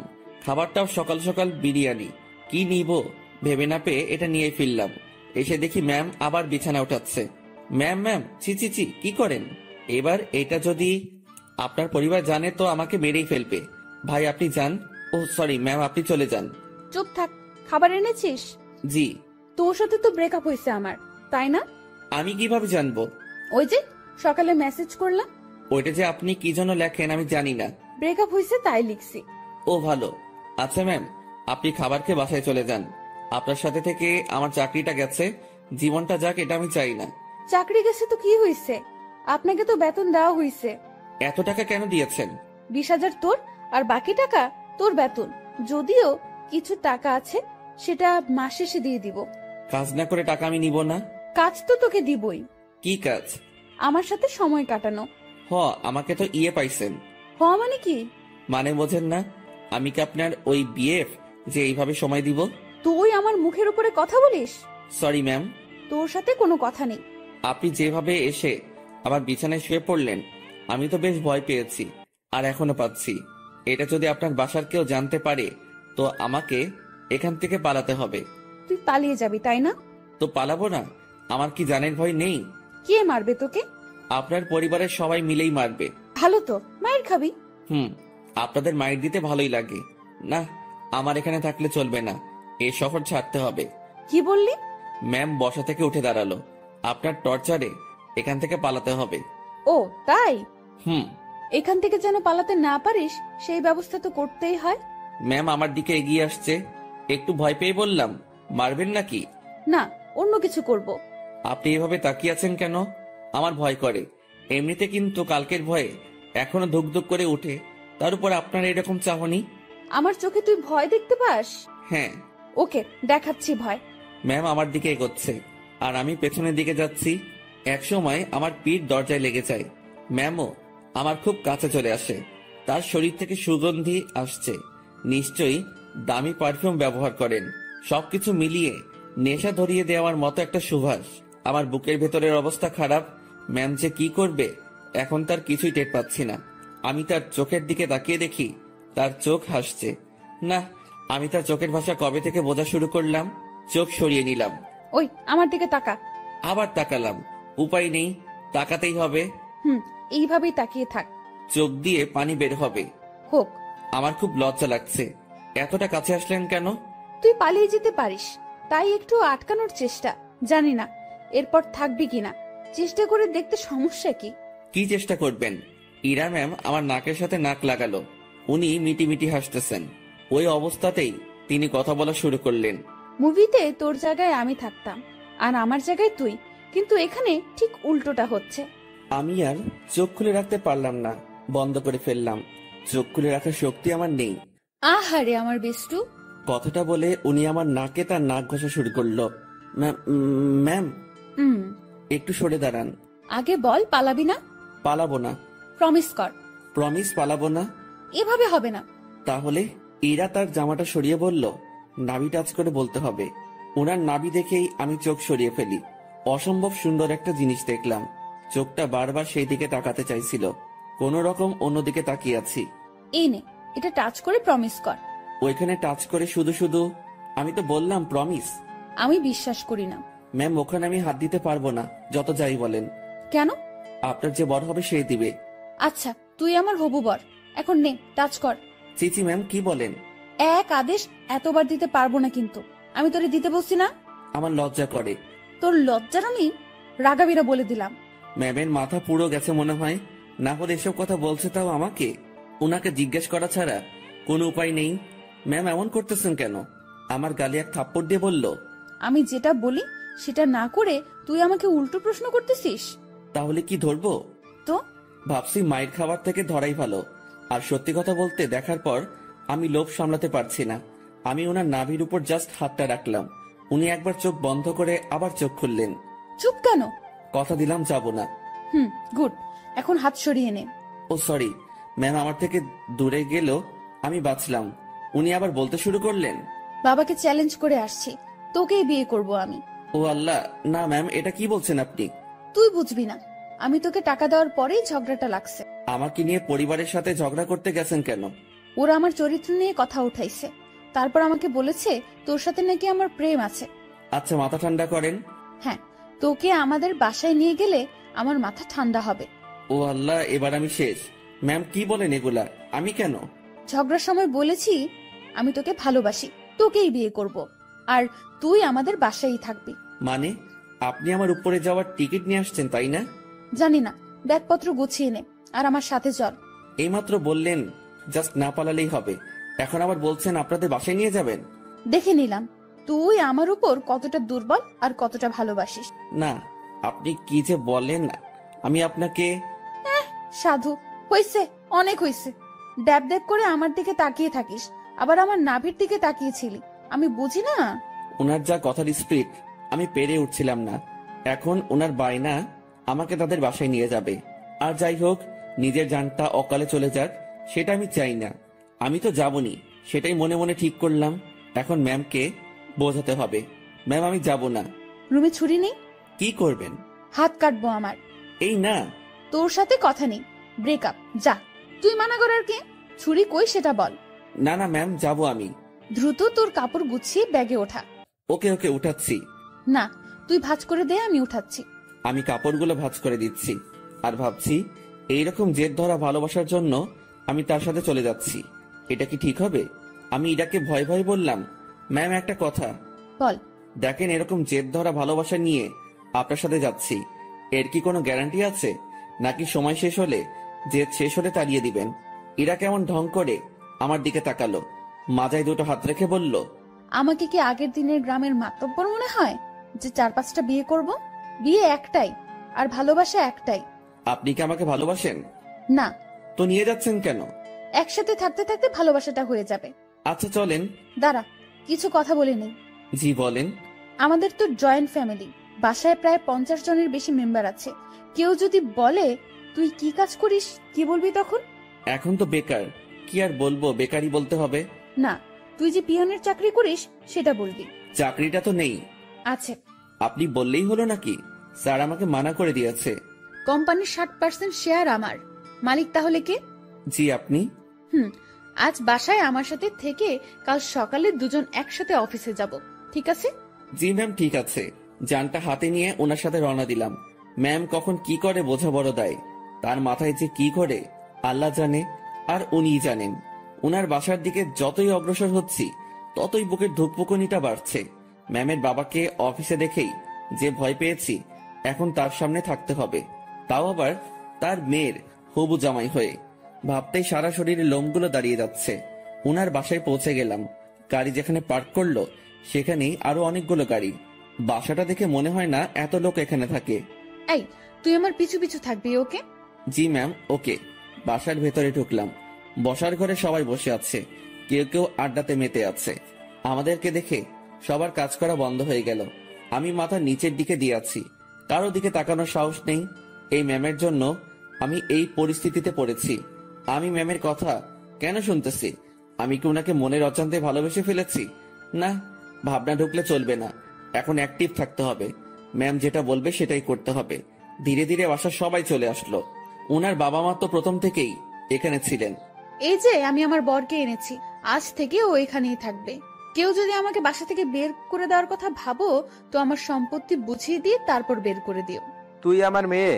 দেখো, ওর জেদ খুব, তুমি কিছু বলো না, ও ঠিক হয়ে যাবে। আর এই ছেলে তোর আমি। আমার দিকে তাকিয়ে কথা বলছে। আমি তো ভয়ে শেষ। ইরা, মা, তুই ওকে নিয়ে উপরে যা। ম্যাম আমাকে নিয়ে তার রুমে আসলো। অমায়িক সব সাজগোজ। রুমটা এত সুন্দর যে যেদিকে তাকাচ্ছি অবাক হচ্ছি। আমি তো রুম দেখাতে ব্যস্ত। ম্যাম তখন আমাকে বললেন, তুই বিছানায় উঠে থাক, আমি আসছি। ম্যাম কই যান আপনি? নিচে। আমার ভয় করে কেউ এসে আমাকে মেরে ফেলবে। আরে পাগলা, কে মারবে? আপনার ওই পুলিশ চাচা। উনি বাসায় নেই, আর আমি নিচে যাব আর আসবো। আচ্ছা। ইরা চলে যাওয়ার পর রুমটা ভালোভাবে দেখছিলাম। দেখতে দেখতে বিছানায় বসে পড়লাম। বিছানাটাও বেশ নরম। বসার সাথে সাথে কেমন যেন একটা নরম তুলতুলে ভাব। হঠাৎ ইরার মা রুমে প্রবেশ করলেন। আমি তাকে দেখে দাঁড়িয়ে গেলাম। উনি আমার কাছে এসে বললেন, বাবা, নাম কি তোমার? জি, শুভ। ও, ইরা হয়তো পাগলামি করে এমনটা করেছে। তোমার বাবা মা, ফ্যামিলি আছে, তারা এইসব শুনলে সমস্যা করবে। তুমি বিকেল পর্যন্ত থেকে চলে যেও, একটু পরে ওর রাগ কমে যাবে। আমি কিছু বলার আগেই রুমে ঢুকতে ঢুকতে ইরা বলল, ওর বাবা মা নেই, বিকেল পর্যন্ত রাখার জন্য ওনাকে আমি নিয়ে আসিনি। আর তোমাকে এসব বলতে কে বলেছে? দেখ ইরা, তোর বাবাকে তুই তো চিনিস। বাবাও আমাকে চেনে। বাইরের একটা ছেলে ধরে এনে এভাবে বাসায় ঢুকানো ঠিক হয়নি। লোকে খারাপ বলবে, সমাজ খারাপ বলবে। তো তোমরা সবাই আমাকে ওইসব বলেছিলে কেন, যে ওর সাথে আমার রিলেশন আছে? আচ্ছা, আমরা সবাই তোর কাছে ক্ষমা চেয়ে নিব। এখন তুই ছেলেটাকে বিদায় কর। না, ওকে আর কিভাবে বিদায় করব? ও আমাদের এখানেই থাকবে। মানে? আমার রাগটা কমে যাক, আমি বাবার সাথে কথা বলে নিব। তুমি যাও। তুই এখনই এসে তোর বাবার সাথে কথা বল। যাও তুমি, আমি আসতেছি। ইরার মা চলে যাওয়ার পর ম্যাম আমি বলি কি, আপনার রাগ কমে যাওয়ার পর আমি চলে যাব। পরিবারের সাথে এমন করতে হয় না। সবাই যেটা বলে সেটার মধ্যে থাকাই ভালো। তোর থেকে ভালো বুঝি আমি। জি ঠিক আছে। তুই যে চলে যেতে চাস, তাহলে আমাদের বন্ধুত্বের কি হবে? এরকম বন্ধু পাওয়া অনেক মুশকিল। এখন পেয়েছি, কাছে রাখার চেষ্টা করব। তুই এখান থেকে যাওয়ার কথা মুখে আনবি না। আচ্ছা ম্যাম আমার সাথে কিছু সময় কথা বলে তার বাবার কাছে যায়। সেখানে তার বাবার সাথে অনেক কথা হয়, আর সেগুলো আমাকে এসে ম্যাম বলা শুরু করলো। শোন, তোর চাকরি কনফার্ম। ড্রাইভিং করতে পারিস? না। ও আচ্ছা, বাবাকে সত্যি কথাটা বলে দিয়েছি। আর রাগের মাথায় তোর সাথে অনেক কিছুই করে ফেলেছি। তুই মন খারাপ করিস না। আর তুই আমার বন্ধু, তোকে দূরে সরিয়ে দেব না, কাছেই রাখছি আমার ড্রাইভার হিসেবে। আমি যেখানেই যাব তুইও সেখানে। খুশি তো? ম্যাম এত কিছু করলেন, আমার তো এ বাসার লোকজনদের দেখলে ভয় করে। হারে পাগল, ভয় কিসের? আর তুই থাকবি তো আমার সাথে, একা একা তো না। হুম। আর তোর থাকার জায়গাও আমার খুব কাছে। মানে পাশের রুমে। আমার রুম থেকে তোর রুম যেতে বাইরে দিয়ে ঘুরে যেতে হবে না। 2 রুমের মাঝেই একটা দরজা আছে, দেখবি? আয়। ম্যাম আমাকে নতুন রুমটা দেখিয়ে দিল। ম্যামের কোনো বান্ধবী আসলে এই রুমেই থাকতো। বন্ধু হিসেবে এটা আমার জন্য ফিক্সড। সেই যে এসে রুমে ঢুকেছি, বের হওয়ার নামই নেই। কিভাবে বের হব? বাইরে বের হওয়ার কথা মনে হলেই হাত পা ঠান্ডা হয়ে আসে। এই বাসার মানুষকে বড্ড ভয় হয়। তবে আমি জানি না তারা কেমন। বিকেলবেলা ম্যাম আমাকে নিয়ে বের হয়। ম্যাম গাড়ি চালাচ্ছে আর ধীরে ধীরে আমাকে সবকিছু শিখিয়ে দিচ্ছে। মন দিয়ে সব দেখছিলাম আর শুনছিলাম। সন্ধ্যায় আবার বাসায় ফিরলাম। বাসার কাজের লোকটা আমার খাবার রুমে এসেই দিয়ে যাচ্ছে। তার মানে বাকিদের সাথে খেতে হবে না। বাঁচা গেল। ম্যাম তার রুমে বসে অফিসের কাজ করছে, আর আমি আমার রুমে বসে কোনো কাজ নেই। একবার রুমের এপাশ থেকে ওপাশে যাচ্ছি, কখন আবার রুমের জানালা খুলে দিয়ে দাঁড়িয়ে থাকি। আমার তো আবার প্রকৃতি দেখার অভ্যাস। আরেকটু রাত হলো। এবার নজর গেল নিজের ব্যাগের দিকে। ব্যাগ থেকে কাপড় এখনো বের করা হয়নি। বিছানায় ব্যাগ নিয়ে গিয়ে কাপড় বের করছিলাম, আর তখনই সেই সকালের কথা মনে পড়ে গেল। ম্যাম কি টর্চারটাই না করেছিল সকালবেলা, আর সেখানে ওনার কাছে আসা পেটে হাত রাখা। এসব মনে পড়তেই হাসি পেল। একা একা হাসছিলাম। হঠাৎ রুমের ভেতরের দরজায় নক। ম্যাম ডাকছে। তড়িঘড়ি করে উঠে গিয়ে দরজা খুলে দিলাম। জি ম্যাম, আসুন। কি করতেছিস তুই? এই যে কাপড়গুলো বের করতেছি। তুই অনেক আলসে মানুষ তো। সেই সকালে আসছি, এখনো তুই কিছুই গুছিয়ে উঠতে পারিসনি। মনে ছিল না। ভাঁজ কর এখন। আমি আবার বিছানায় বসে কাপড় ভাঁজ করায় মন দিলাম। ম্যাম আমার গা ঘেঁষে বসলো। উনি খুব কাছে বসেছিল, তাই বললাম, ম্যাম একটু দূরে বসেন, সমস্যা হচ্ছে। কথাটা বলেই মনে হয় জীবনে সব থেকে বড় একটা ভুল করলাম। কথাটা বলার সাথে সাথে ম্যাম চোখ লাল করে ফেললেন। দেখে বোঝাই যাচ্ছিল বেশ রাগ করেছে। ফর্সা মানুষ, তার শরীরে রক্তগুলো সব চোখ মুখ গালে এসে জড়ো হচ্ছিল। দেখে এমনটাই মনে হচ্ছে।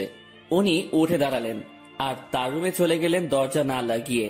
আমি বিছানায় বসে আছি, ভাবছি ভুল যা করার তা তো করেই ফেলেছি। আমার জীবনে সুখ নেই, শুধু সমস্যা আর সমস্যা। কাপড় আর ব্যাগ ফেলে রেখেই পা টিপে টিপে তার রুমের দিকে এগোতে থাকলাম। উকি দিয়ে দেখি আমার মতোই জানালা খুলে দাঁড়িয়ে আছে, বারবার চোখ মুছছে। ওনার রাগ ভাঙাতে ওনার খুব কাছে গিয়ে দাঁড়াতে হবে, তাছাড়া এর বিকল্প কোনো উপায় নেই। আমি পা টিপে টিপে তার কাছে গেলাম। উনি কিছু বলছেন না, হয়তো টের পেয়েছেন আমি আসছি। উনি যে চালাক মানুষ, আমার রুমে প্রবেশ করা অবশ্যই টের পেয়েছেন। আমি তার পাশে গিয়ে দাঁড়াতেই, আপনি আপনার রুমে যান, নয়তো খারাপ কিছু হবে। দুঃখিত, আমার ভুল হয়েছে। আমি আপনাকে আপনার রুমে যেতে বলেছি। আমি আরেকটু কাছে গিয়ে দাঁড়ালাম, কিন্তু তার শরীরের সাথে স্পর্শ লাগেনি। রাগ উঠায়েন না আর। আচ্ছা, ইংরেজি ভাষায় বলতেছি, সরি। তোর সরির আমি? তুই যাবি এখান থেকে? একটু তো দূরেই যেতে বলেছি, তাতেই এত রাগ করতে হবে? আমি তো দূরের মানুষ, দূরেই থাকবো, তাই না? না, কাছের মানুষ। না না, কাছের মানুষ তো দূরে থাকে না, কাছেই থাকে। সরি, আমি বুঝতে পারিনি। আমার বলাটা ঠিক হয়নি, আপনার কাছে আসাটা ঠিক ছিল।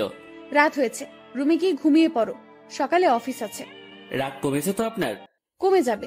এত অভিমানী আমি কখনো দেখিনি। আমি নিজেই নিজেকে প্রশ্ন করলাম, আমি ভুল করছি না তো? উনি এত বন্ধুত্বের কথা বলতেছেন, আমি তো তার ডাকে একটুও সাড়া দিচ্ছি না। আমার কি দূরে থাকাটা ঠিক হচ্ছে? উনি তো তার বন্ধুর জন্য অনেক কিছুই করেছে, আমি তো কিছুই করতে পারলাম না, বা এখনো কিছু করিনি। আমি কি তার বন্ধুত্বের ভালোবাসায় সাড়া দিব? মনের সাথে বোঝাপড়া যখন শেষ হলো, তখন আমি তার ডান হাতটা আমার দু হাতের মধ্যে রেখে বললাম, এই তো কাছে এসেছি, আর দূরে যাওয়ার কথা বলবো না। অমন ভুল কখনো হবে না, সরি। সত্যি তো? উনার কণ্ঠ শুনে মনে হচ্ছিল অভিমানটা অনেকটাই কমেছে। কেন যে ম্যাম এমনটা করে? ম্যাম, এখন যাই তাহলে। কাছে থাকতে ভালো লাগছে না। আপনি তো বললেন কাল অফিস আছে, আমাকে ঘুমাতে বললেন। পরে ঘুমাবি। ম্যাম আনমনে জানালা দিয়ে বাইরে তাকিয়ে আছেন। তার ডান হাতটা তখনই আমার দু হাতের মধ্যে এক অন্যরকম ভালো লাগা কাজ করছিল তখন। সেটা যে কি আমি ঠিক বলতে পারবো না। আমি ম্যামের মুখের দিকে তাকালাম, দেখি মিটিমিটি হাসছে। আমি তার হাসি দেখে প্রশ্ন করেই বসলাম, এভাবে আনমনে বাইরে তাকিয়ে কি দেখেন? বাইরে কি দেখি? তোকে। আমাকে মানে? আরে পাগলা, তুই আমার জীবনে এমন ভাবে আসলি, মানে আমি ভাবতেই পারিনি। তোর মতো একটা গাধা, তবে ভালো মানুষের সাথে বন্ধুত্ব হয়েছে। তবে আমার পোড়া কপাল। কেন? তুই আমাকে দেখে ভয় করিস, তেমন কথা বলতে চাস না। আমি যা বলি শুধু সেটাই করিস। আর কি করব? যাই হোক, সব ঠিক হয়ে যাবে। যা এখন ঘুমিয়ে পড়। আচ্ছা, গুড নাইট। Good night. পরদিন সকালবেলা থেকে অফিস করা শুরু করলাম। ম্যামের সাথেই সবসময় থাকা, উনি যা বলে সেগুলো শোনা এবং করা, এগুলোতেই ব্যস্ত। দিনকে দিন যাচ্ছিল, আমার অবস্থা ততই ভালো হচ্ছিল। ম্যামের সাথে কথা বলতে এখন আর ভয় লাগে না। কোনো কিছু লাগলে সোজা সাপটা বলে দেই। এদিকে ড্রাইভিংটাও একটু একটু শিখেছি। তাদের বাসার দু একজনের সাথে কথাও হয়েছে। মোটামুটি সবকিছু স্বাভাবিকের দিকেই বলা যায়। কিন্তু এমনটা একটা দিন আসলো, সেদিন আমার স্বাভাবিক মন আর ঠিক থাকলো না। ম্যামের বাবা ম্যামের বিয়ের জন্য ছেলে দেখেছে। আজ অফিসে যাওয়া হয়নি আমাদের, কারণ ছেলেপক্ষ দেখতে আসবে। কিন্তু আমার কেমন জানি ভয় ভয় লাগছে। বারবার মনে হচ্ছে ওনার বিয়ে হওয়ার কি দরকার? এমন থাকলেও তো পারে। আমি যা ভাবছি সেটা তো ভুল। বিয়ে তো হবেই, আমি আমার রুমে বসে ছটফট করছিলাম। ম্যামের রুমে বারবার উকি দিচ্ছি। উনি বেশ স্বাভাবিকভাবেই আছেন। দেখে মনে হচ্ছে না উনি কোনো টেনশন বা ভয় আছেন। তাহলে আমি ভয় করছি কেন? আমি তাকে হারানোর ভয় করছি না তো? ছি ছি, তাকে হারানোর কি আছে? সে তো আর আমার না। ম্যাম আমাকে বলেছিল উনি আমাকে ভালোবাসেন, সেটা ছিল বন্ধুত্বের। আর আমি যেটা ভাবছি সেটা তো অন্য কিছু। না, নিজের মনের অজান্তেই তাকে ভালোবেসে ফেললাম। এসব কখন হলো? আমি তো এইরকম কিছু ভাবিনি তার সম্পর্কে। পরক্ষণেই মনে হলো আমি তার চিন্তায় দিন পার করেছি। সেখান থেকেই এই অবস্থা। নিজের রুমে আর থাকতে পারলাম না। বিছানা থেকে উঠে ম্যামের রুমে চলে গেলাম। ম্যাম বসে বই পড়ছেন। আমাকে দেখে বললেন, কিছু বলবি? হুম, বল। আপনাকে দেখতে আসছে। তুই তো জানিস নতুন করে প্রশ্ন করার কি আছে। যদি তারা আপনাকে পছন্দ করে, আপনি কি রাজি হবেন? ছেলে যদি ভালো হয়, পরিবার যদি ভালো হয়, তাহলে মানা করব কেন? তাই ঠিক। এটাই বলতে আসছিলি? না হুম। সকাল সকাল তোতলানো শুরু করেছিস? কিছু হয়েছে? একটা কথা বলার ছিল। ম্যাম আমার দিকে তাকিয়ে বইটা বন্ধ করে পাশে রাখলো। তারপর আমাকে তার সামনাসামনি বসতে বলল। তোকে দেখে মনে হচ্ছে আমাকে কিছু বলতে চাচ্ছিস, কিন্তু ভয় করতেছিস। হ্যাঁ, ওই রকমই। ভয় নেই, বল। কিছু বলবেন না তো? আরে আমি তোর বন্ধু না, তোকে কি বলবো পাগল। ভয় নেই, বল। আপনি আপনার বাবাকে বলে বিয়েটা ক্যান্সেল করে দেন। ওই বিয়ে তো ঠিকই হয়নি, এখনই কিভাবে ক্যান্সেল করে দিব? আর কেন ক্যান্সেল করব? আরে আপনি চলে গেলে আমি কিভাবে থাকবো? ওই কিভাবে থাকবি মানে? তুইও থাকবি বাসার বাকি যারা যেভাবে আছে সেভাবে। আমাকে ছাড়া আপনি কি থাকতে পারবেন? ম্যাম আমার দিকে এক দৃষ্টিতে তাকিয়ে আছে। আমার কথা শুনে হয়তো সে অবাক হয়েছে। এই বাসায় বিয়ে করেন মানে তোর মাথা গেছে নাকি? I love you. মুখ ফসকে হোক আর যেভাবে হোক কথাটা বলে ফেললাম। মনে মনে ভাবছিলাম বাংলায় বলবো, কিন্তু মুখ থেকে ইংরেজিতেই বেরিয়ে গেল। আমার কথা শুনে ম্যাম মিটি মিটি হাসতেছেন। তুই যা বললি ভেবে বলেছিস?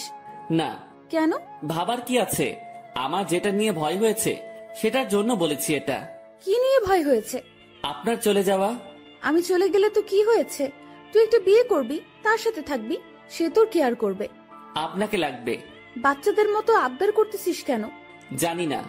এক অন্যরকম শুভকে দেখছি, যে কখনো এভাবে আমার কাছ থেকে কিছু চায়নি। আচ্ছা কি লাগবে, কি জন্য লাগবে, সবকিছু বুঝিয়ে বল। আমি কিছু বোঝাতে পারবো না। আপনাকে লাগবে, আর আপনাকে ভালোবাসার জন্য লাগবে। আমার এমন কথা শুনে ম্যাম লজ্জায় তো শেষ, অন্যদিকে তাকিয়ে হাসতেছে। হাসি থামিয়ে বলল, তো এখন আমাকে কি করতে হবে? আপনি বোঝেন না? যতই বুঝি, কিন্তু আপনাকে বলতে হবে। কি করতে হবে বলেন। একবার তো বললামই যে ভালোবাসি, আর আমার কাছে থাকতে হবে। যদি বলি ভালোবাসি না? আমি চুপ করে রইলাম। এই কথার উত্তর দে। আমি কিভাবে আটকাবো? চলে যাবেন, আমিও চলে যাব। কোথায় যাবি? জানি না। ও, তো বলেন, ভালোবাসার বীজ কবে বপন করেছিলেন, আর সেটা থেকে চারা গাছ হলো কিভাবে?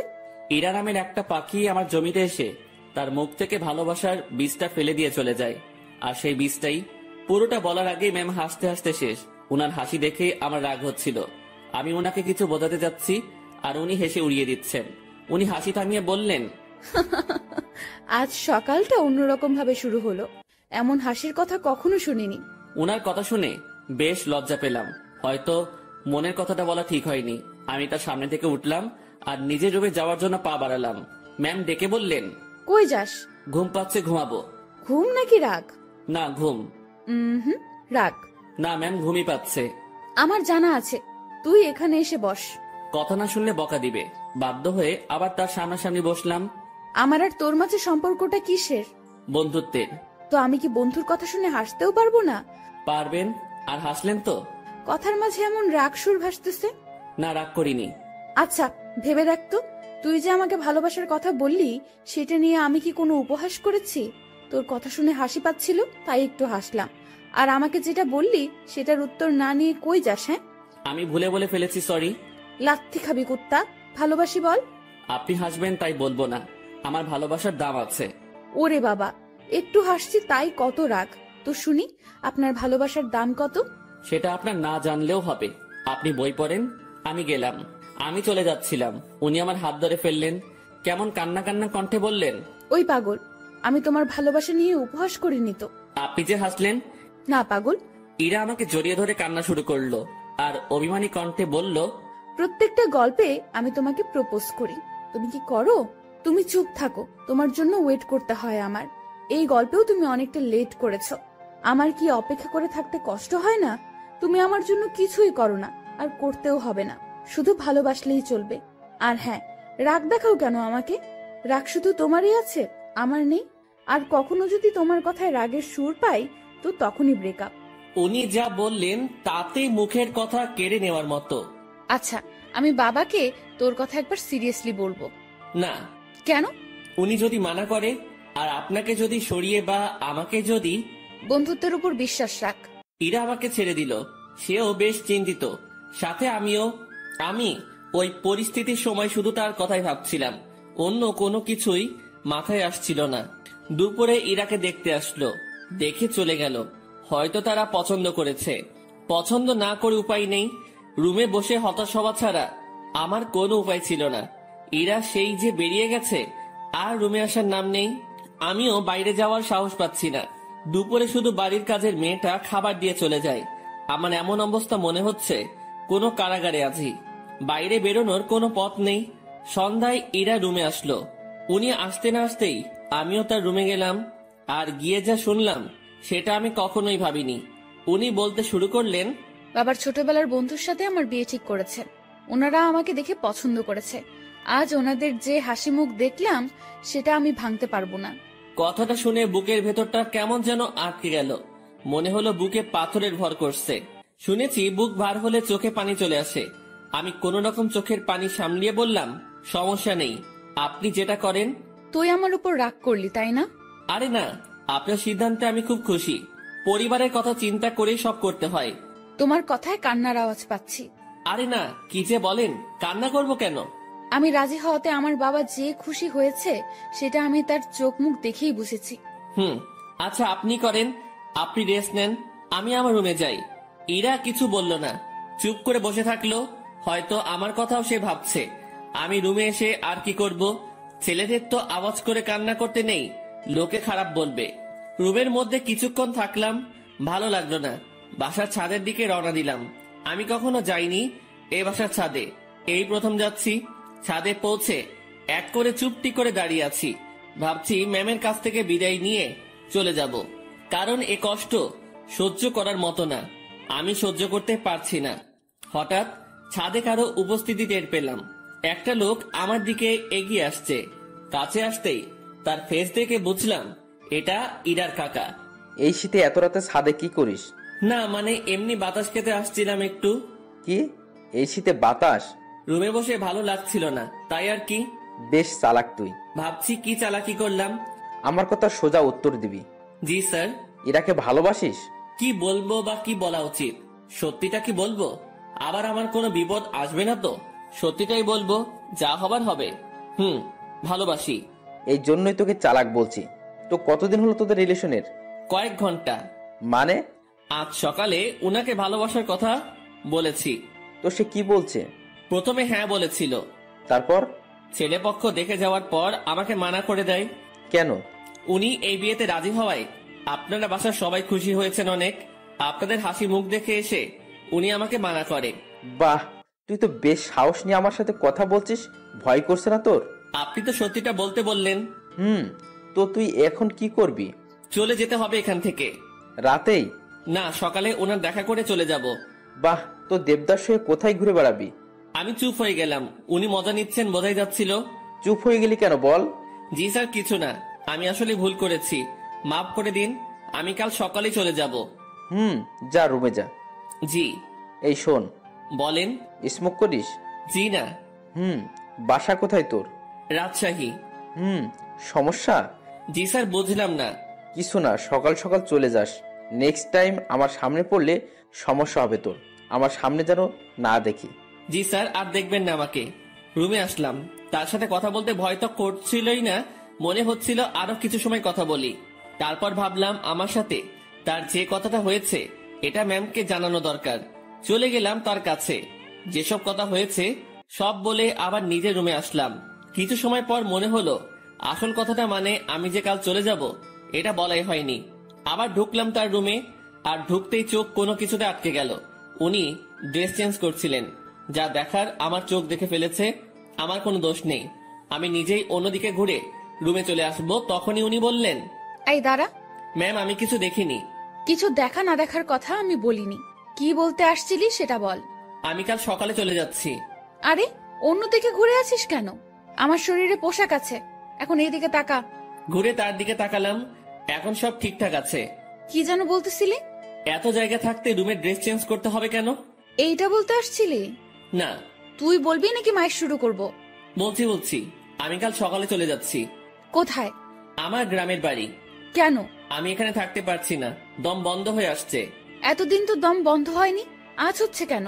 দেখেন, ভালোবাসার মানুষটি চোখের সামনে থেকে এভাবে হারিয়ে যাবে, আমি এটা দেখতে পারবো না। তুই যদি যাস ব্রেকআপ করে তারপর চলে যাবি। ঠিক আছে ব্রেকআপ, যা বলার বলে এসে কম্বল মুড়ি দিয়ে শুয়ে পড়লাম। ওনার কথা ভাবতে ভাবতে চোখের পাতাটা বন্ধ হয়ে গেল। রাত তখন কত হয়েছে আমি জানি না। আমার কম্বলের নিচে কাউকে অনুভব করলাম, কেউ একজন এখানে এসে শুয়ে আছে। নিজের ঘুম ভাঙাতে চোখ খুললাম, কম্বলটা মাথার উপর থেকে সরিয়ে দেখি ইরা আমার পাশে শুয়ে আছে। আমি উঠে বসাতে ফেল করে আমার দিকে তাকিয়ে আছে। উনাকে দেখে অবাক হয়ে যাই আমি। কয়েকদিন পরে যার বিয়ে, সে আমার রুমে আমার সাথে একই বিছানায় এসে শুয়ে আছে। এর মতলবটা কি? যেমন ছিলি তেমন করে শুয়ে থাক। আপনি এখানে কি করেন? দেখছিস না শুয়ে আছি? আপনার রুমে যান, এখানে কি? এটাও আমার রুম। এভাবে এত কাছে আসা ঠিক না। কোনটা ঠিক তোকে বলতে বলছি আমি? যেমনটা ঘুমিয়েছিলি তেমনটাই ঘুমিয়ে থাক। শোনেন, আপনি আমাকে কিছু বলতে দিল না। উনি উঠে আমার মুখ চেপে ধরলো, তারপর শুয়ে দিয়ে উনি আমার পেটের উপর বসে কম্বলটা আমার মাথার পেছনে গুজে দিল। তারপর তার ফোনের লাইট অন করে সাইডে রাখলো। ম্যাম তার পা দুটো ভাঁজ করে ভালোভাবে আমার পেটের উপর বসলো, তারপর তার হাত দুটো গালে রাখলো। বাইরে থেকে এই অবস্থা দেখে মনে হবে একটা ত্রিভুজের মতো, ভেতরে আলো থাকায় ছোট্ট একটা 3 কোণা ঘরের মতোই লাগছিল। তারপর, তোর সাহস কি করে হয় আমার সাথে ব্রেকআপ করার? আমি চুপ। শুভ, উত্তর দে, না হলে তোর খবর আছে। আপনার যাতে ভালো হয় সেই জন্যই করেছি। তুই ব্রেকআপ করার কে? করলে আমি করব। আমি করতে পারি না। তুই কেন করবি? ভালো তো আমি বাসি, ব্রেকআপ আমি করব। আর আমি কি ভালোবাসি না? আমার থেকে কম, সো তোর ব্রেকআপের কোনো দাম নাই। আচ্ছা, আপনি পেটের উপর থেকে নামেন, ব্যথা করতেছে। করলে করুক, আমি কি করব? আপনি যা করছেন সেটা ঠিক না। কি করতেছি আমি? এই যে এইভাবে বসে আছেন, আবার তোকে জ্ঞান দিতে বলেছি আমি? জি না। এরপর ইরা তার হাত দিয়ে আমার ঠোঁট স্পর্শ করা শুরু করলো, নাকে চোখে হাত বুলিয়ে দিল। আমি যে বসে আছি তাতে কি তোর বেশি কষ্ট হচ্ছে? না, কিন্তু এইরকম ভাবে হাত দিচ্ছেন, এটা ভালো লাগছে না। I love you. নতুন বরকে বইলেন, কথাটা বলার সাথে সাথে গালে চর বসিয়ে দিল। আই লাভ ইউ টু বল, নয়তো আরো মারবো।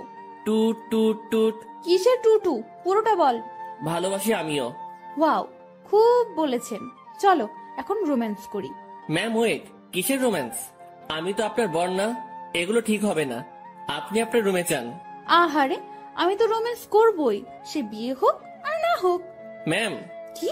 ছেড়ে দেন না। ওলে, খুব ভয় লাগছে তোমার? ইরা বসা থেকে এবার আমার পুরো শরীরের উপর শুয়ে পড়লো। ভয়ে বুকের মধ্যে দুরুম দারুম শব্দ হচ্ছে।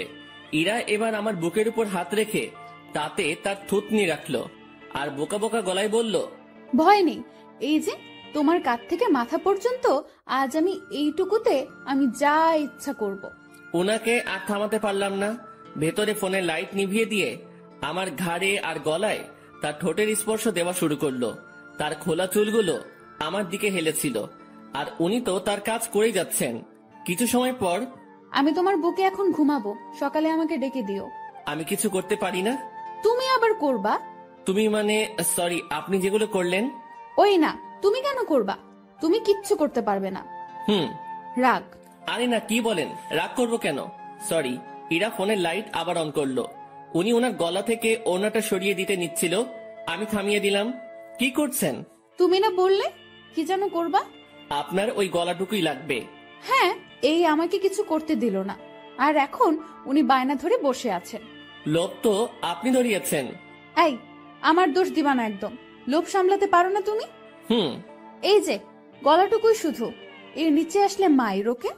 আচ্ছা। কি মানুষ রে বাবা, নাও করে না। আমি উঠে বসে ওনার গলায় আমার ঠোঁটের স্পর্শ দিতে লাগলাম। ইরার মতো আমি বেশি সময় নিলাম না, একটু পরে বললাম, রুমে গিয়ে ঘুমিয়ে পড়ো। এটা আমার রুম। এখানেই থাকবে?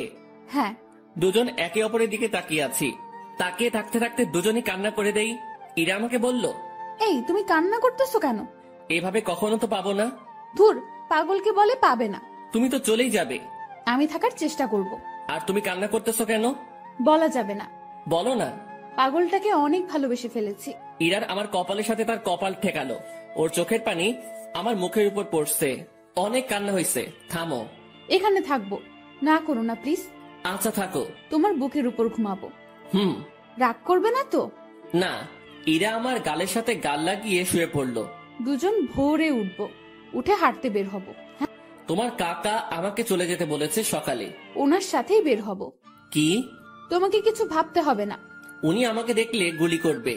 আমি যদি বলি জামাই বলে ডাকবে। মানে? তুমি যে বললা ওনার সাথে কথা বলছো, উনি আবার আমাকে কল করেছিল। আমি সব সত্যিই বলেছি।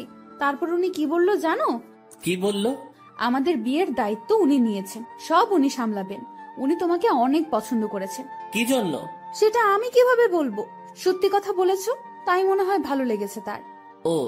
আর কোনো কথা না, এবার শুধু ঘুম হবে। ঘুম ঘুম আর ঘুম হবে। চোখ বন্ধ করো পাগল। দুজনেই ঘুমিয়ে গেলাম। পরদিন ভোরে ইরা আমাকে ডেকে তুললো। তারপর হাঁটতে বের হলাম। পথে সত্যি সত্যি ইরার কাকার সাথে দেখা হলো। উনি আমাদেরকে দেখে মুচকি হাসলেন, কিন্তু কিছু বললেন না। এই চলো জগিং করি। ভুঁড়ি হতে দেওয়া যাবে না। ভুঁড়িওয়ালা বর আমার পছন্দ না। ওনার কথা শুনে মুচকি হাসা ছাড়া উপায় নেই। সকালে সব কাজ শেষে অফিসে আসলাম দুজন। অফিসের কেউ এ ব্যাপারে কিছু জানে না, তাই কোনো সমালোচনাও হয়নি। এসব বিষয় জানলে কেউ না কেউ আমাকে জিজ্ঞাসা করতই। দুপুরের পর এক শার্ট প্যান্ট কোট পরা ভদ্রলোক ইরা রুমে ঢুকলো। লোকটিকে দেখে কেমন যেন সন্দেহ হচ্ছিল আমার। কিছু সময় পর ইরা আমাকে ডাকলো। যাক, সন্দেহ এবার দূর হবে। রুমে ঢুকে দেখি ম্যাম বেশ রাগান্বিত। জি ম্যাম বলেন। এই যে, এটাই আমার পাগল, দেখে নিন। আমি মনে মনে ভাবছি, ম্যামের লাজ লজ্জা কিচ্ছু নেই, এইভাবে কেউ পরিচয় করিয়ে দেয়। তো কিছু বলবেন আর? এরকম একটা ছেলেকে আপনার পছন্দ? ওর কিছু আছে, দেখতে তো কেমন জানি লাগে। ওই আমার পাগলের মধ্যে কি আছে না আছে আমি জানি, আপনাকে বুঝতে হবে না। আপনি আসতে পারেন। ভেবে দেখেন, এর সাথে থাকলে আপনার জীবন নষ্ট হতে পারে। এই শালা, ভাষা খারাপ করবি না। জীবন নষ্ট হবে মানে? ম্যাম তো তাকে মারার জন্য উঠেছে। এতক্ষণে বুঝলাম এই লোকটাই ম্যামকে দেখতে আসছিল। ম্যাম যেভাবে মারার জন্য দাঁড়িয়েছে, লোকটি ভয়ে চেয়ার উল্টে পড়ে যায়। ম্যামকে থামিয়ে আমি উনাকে টেনে তুললাম। দেখছিস আমার পাগলের মধ্যে কি আছে? সে চলে গেল। ম্যাম, এইভাবে কেউ ভয় দেখায়? আরে ভাই বলিস না, মাথাটাই খারাপ করে দিছে। আমি কত বুঝালাম, বুঝলোই না। আমি বাইরে চলে আসছি। ম্যাম তখন পেছন থেকে ডাকলো। ওই আমার পাগল। জি ম্যাম বলেন। উনি মুচকি হেসে বললেন, কিছু ফাইল কপি করতে হবে, একটু সাহায্য করবেন? আমি করে দিচ্ছি। আরে আমার রুমের মেশিনে কালি নেই, তুমি ম্যানেজারের রুম থেকে বের করে নিয়ে আসো। আচ্ছা। ইরা ফাইলগুলো আমার হাতে দিল। উনিও ফাইলটা ধরে আছেন, আমিও এক পাশে ধরে আছি। উনি ছাড়ছেন না। রাগ করলে নাকি আবার? ছি না ম্যাম, রাগ করবো কেন? এই যে কাজ করাচ্ছি। এটা তো আমারই কাজ। তোমাকে দিয়ে কাজ করাতে ইচ্ছে করে না গো। আমার কাজ করতে ইচ্ছে করে। স্যার যান, এখন এগুলো কপি করে নিয়ে আসেন। আর হ্যাঁ, আজ বাসায় ফিরতে রাত হবে। সন্ধ্যায় বাইরে গিয়ে খেয়ে এসে আবার কাজ শুরু করব, ঠিক আছে? আচ্ছা ঠিক আছে। সন্ধ্যায় দুজন বাইরে গিয়ে খেয়ে আসি, তারপর আবার কাজ শুরু। বিকেল থেকেই আমি ম্যামের রুমে বসে ওনার কাজ দেখছি মনোযোগ দিয়ে। মাঝে মাঝে কথা হচ্ছে। কাজ শেষের দিকে ম্যাম তখন বলল, আজ কি করব জানো? কি করবেন? এই যে তুমি করে বলো। কি করবা? এক জগ চা বানিয়ে দুজন রাত 10টার পর ছাদে যাব। কেন? গল্প করব। এই ঠান্ডায় ছাদে? রুমেই তো ভালো। আরে না, ছাদে আগুনের ব্যবস্থা করব। তুমি আমি পাশাপাশি বসে চা পান করব আর গল্প করব। আর স্যার, মানে আপনার বাবা যদি দেখে? ও পাগল রে পাগল, কাকা তো বাবাকে সব বলে দিয়েছে। বাবা আবার তার বন্ধুকে মানা করে দিয়েছে। আর সেই জন্যই ছেলেটি আমার কাছে আসছে রিকোয়েস্ট করার জন্য, যাতে আমি মানা না করি। তারপর তোমার কথা বললাম, তোমাকে দেখালাম। ও, এই ব্যাপার? জি, এখন বাসায় সব চলবে। সব চলবে মানে? বাসায় চলো, বাসায় গিয়ে বুঝাবো নি। ঠিক আছে পাগল? কাজ শেষে আমরা বাসায় আসলাম। প্রতিদিনের মতো আজ আমাকে আর একা খেতে হলো না, সবার সাথে বসে খাচ্ছি। বেশ ভয় নিয়েই টেবিলে বসে আছি। ধীরে ধীরে সবার সাথে পরিচিতি হলাম। খাওয়া শেষে ইরার বাবা আমাকে ডেকে বাইরে নিয়ে গেলেন। দেখো, বাসার সবাই তোমাকে মেনে নিচ্ছে, শুধু আমি বাদে। এর পেছনে কারণও আছে। তুমি সামান্য একটা মানুষ, কত বড় ফ্যামিলির দিকে হাত বাড়িয়েছো সেটা খেয়াল করেছো? ধরো কাল তোমাদের বিয়ে দিয়ে দিলাম, তারপর আমার মেয়েকে নিয়ে উঠাবে কোথায়? স্যার, বেয়াদবি মনে না নিলে একটা কথা বলি। বলো। আপনার মেয়ে বলেছে ও কাজ করে খাওয়াবে কিছুদিন, এর মাঝে আমিও কিছু একটা করে ফেলতে পারবো ওর সাহায্যে। আমরা এমনটাই ভেবেছি। ও, বউয়ের হাতের কামাই খাবে? না, বন্ধুর হাতের কামাই খাবো। মুখের উপর কথা বলছো। আমি তো বলেই নিলাম, কিছু মনে করবেন না।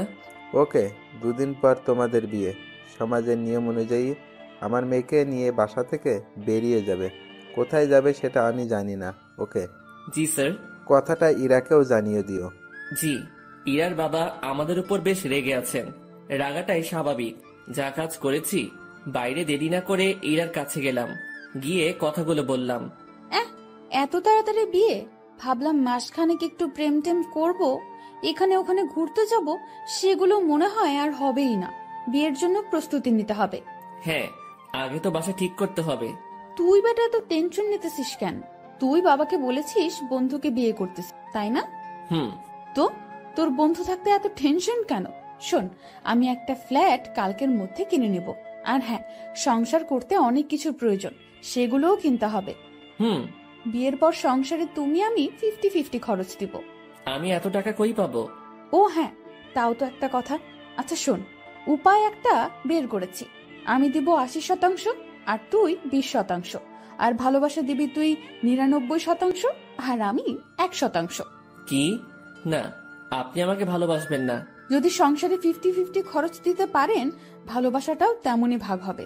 এটা কোনো কথা? তো নিজেদের মধ্যে রাজনীতি করাটা কি ঠিক? দেখ, আন্দোলন করতে থাক, কাজ হয় কিনা। মনটা একটু নরম করেন। আপনি যদি আমাকে 100% ভালোবাসা দেন, তো ভালোবাসার পিপাসায় আমি তো মারা যাব। ওই মুখে ওসব মারা যাওয়ার কথা আনবি না। জি ম্যাম। যা, রুমে গিয়ে ফ্রেশ হয়ে নে। আচ্ছা। ফ্রেশ হয়ে দরজা লাগিয়ে দিলাম, কারণ দরজা খোলা থাকলে আজ আর ঘুমাতে দিবে না। ঘুম প্রায় চলেই আসছে, সেই সময় ডাকাডাকি শুরু করলো। মুখে বিরক্তি নিয়ে দরজা খুললাম। ওই এখনই ঘুমাচ্ছিস কেন? চা রেডি, চল ছাদে যাব। ওকে চলেন। ঘুমের 12টা বেজে গেল। দুজনে গিয়ে ছাদের মাঝখানে কিছু কাঠখড়ি দিয়ে আগুন জ্বালিয়ে নিলাম। ওনার সব কথাই শুনতে হচ্ছে। এদিকে আমার নাজেহাল অবস্থা। নিচে থেকে উপরে এতগুলো কাঠখড়ি আনা, তাও আবার চোখে ঘুম নিয়ে প্রচন্ড রকমের বিরক্ত লাগছিল। আমি আর ইরা আগুনের খুব কাছাকাছি বসলাম। সে আমার শরীর ঘেঁষে বসলো। সে জগ থেকে একটা কাপে চা ঢাললো, তারপর কাপটা আমার হাতে দিয়ে বলল, আগে তুমি খাও, এই পুরোটা না, কিন্তু জাস্ট এক চুমুক, তারপর আমি, তারপর আবার তুমি খাবে। ইরা কথাটা বলে আমার হাতের মধ্যে দিয়ে হাত দিয়ে জড়িয়ে নিল। আমি এক চুমুক খেলাম, আর তারপর উনার মুখে ধরলাম। আমি যে জায়গাটায় ঠোঁট লাগিয়েছিলাম, ঠিক সেখানে সে ঠোঁট লাগিয়ে চা খেলো।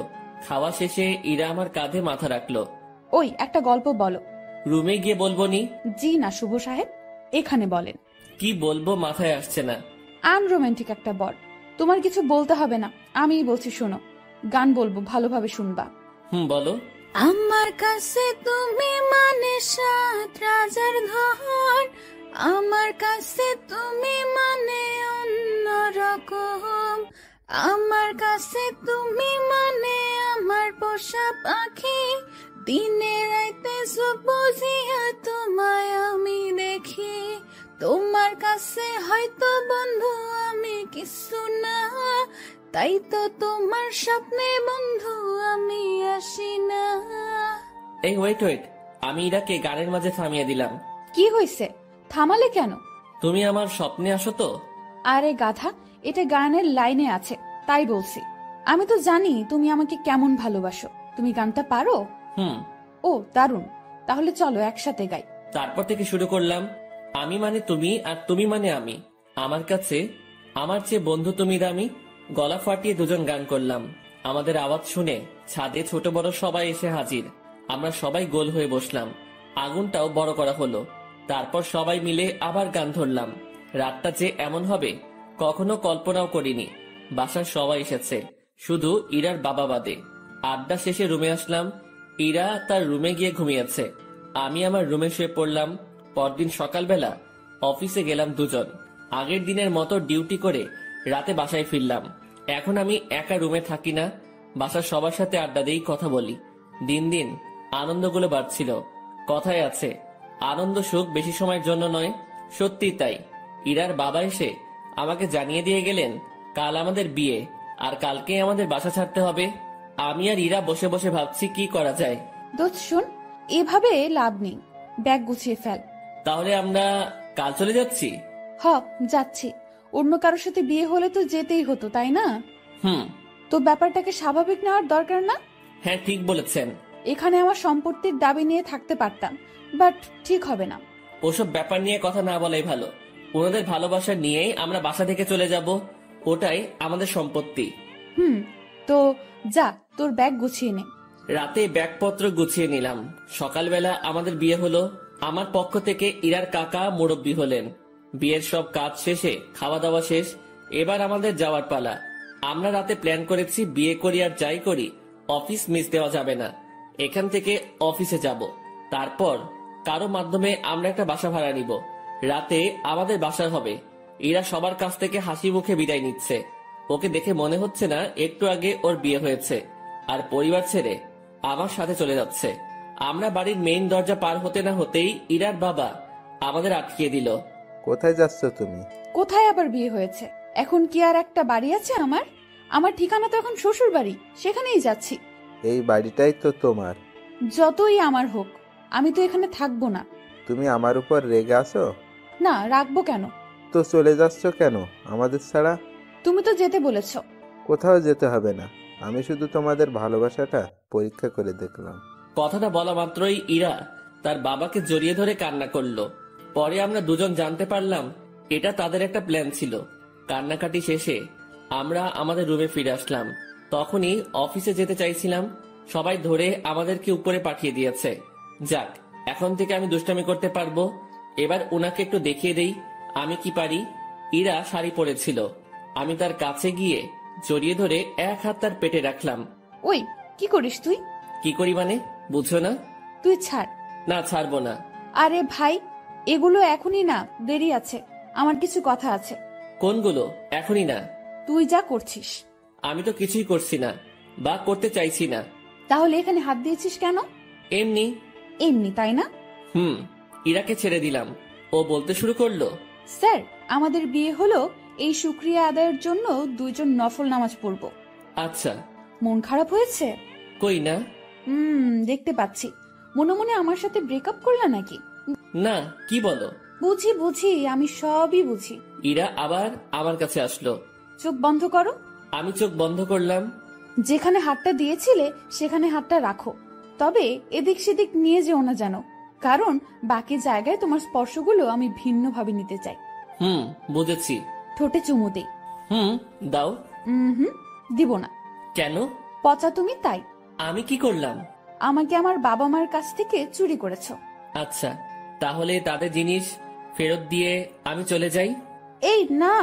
কেন? কারণ আমি চোরের প্রেমে আহত। দুজন মুচকি হেসে একে অপরকে জড়িয়ে ধরলাম।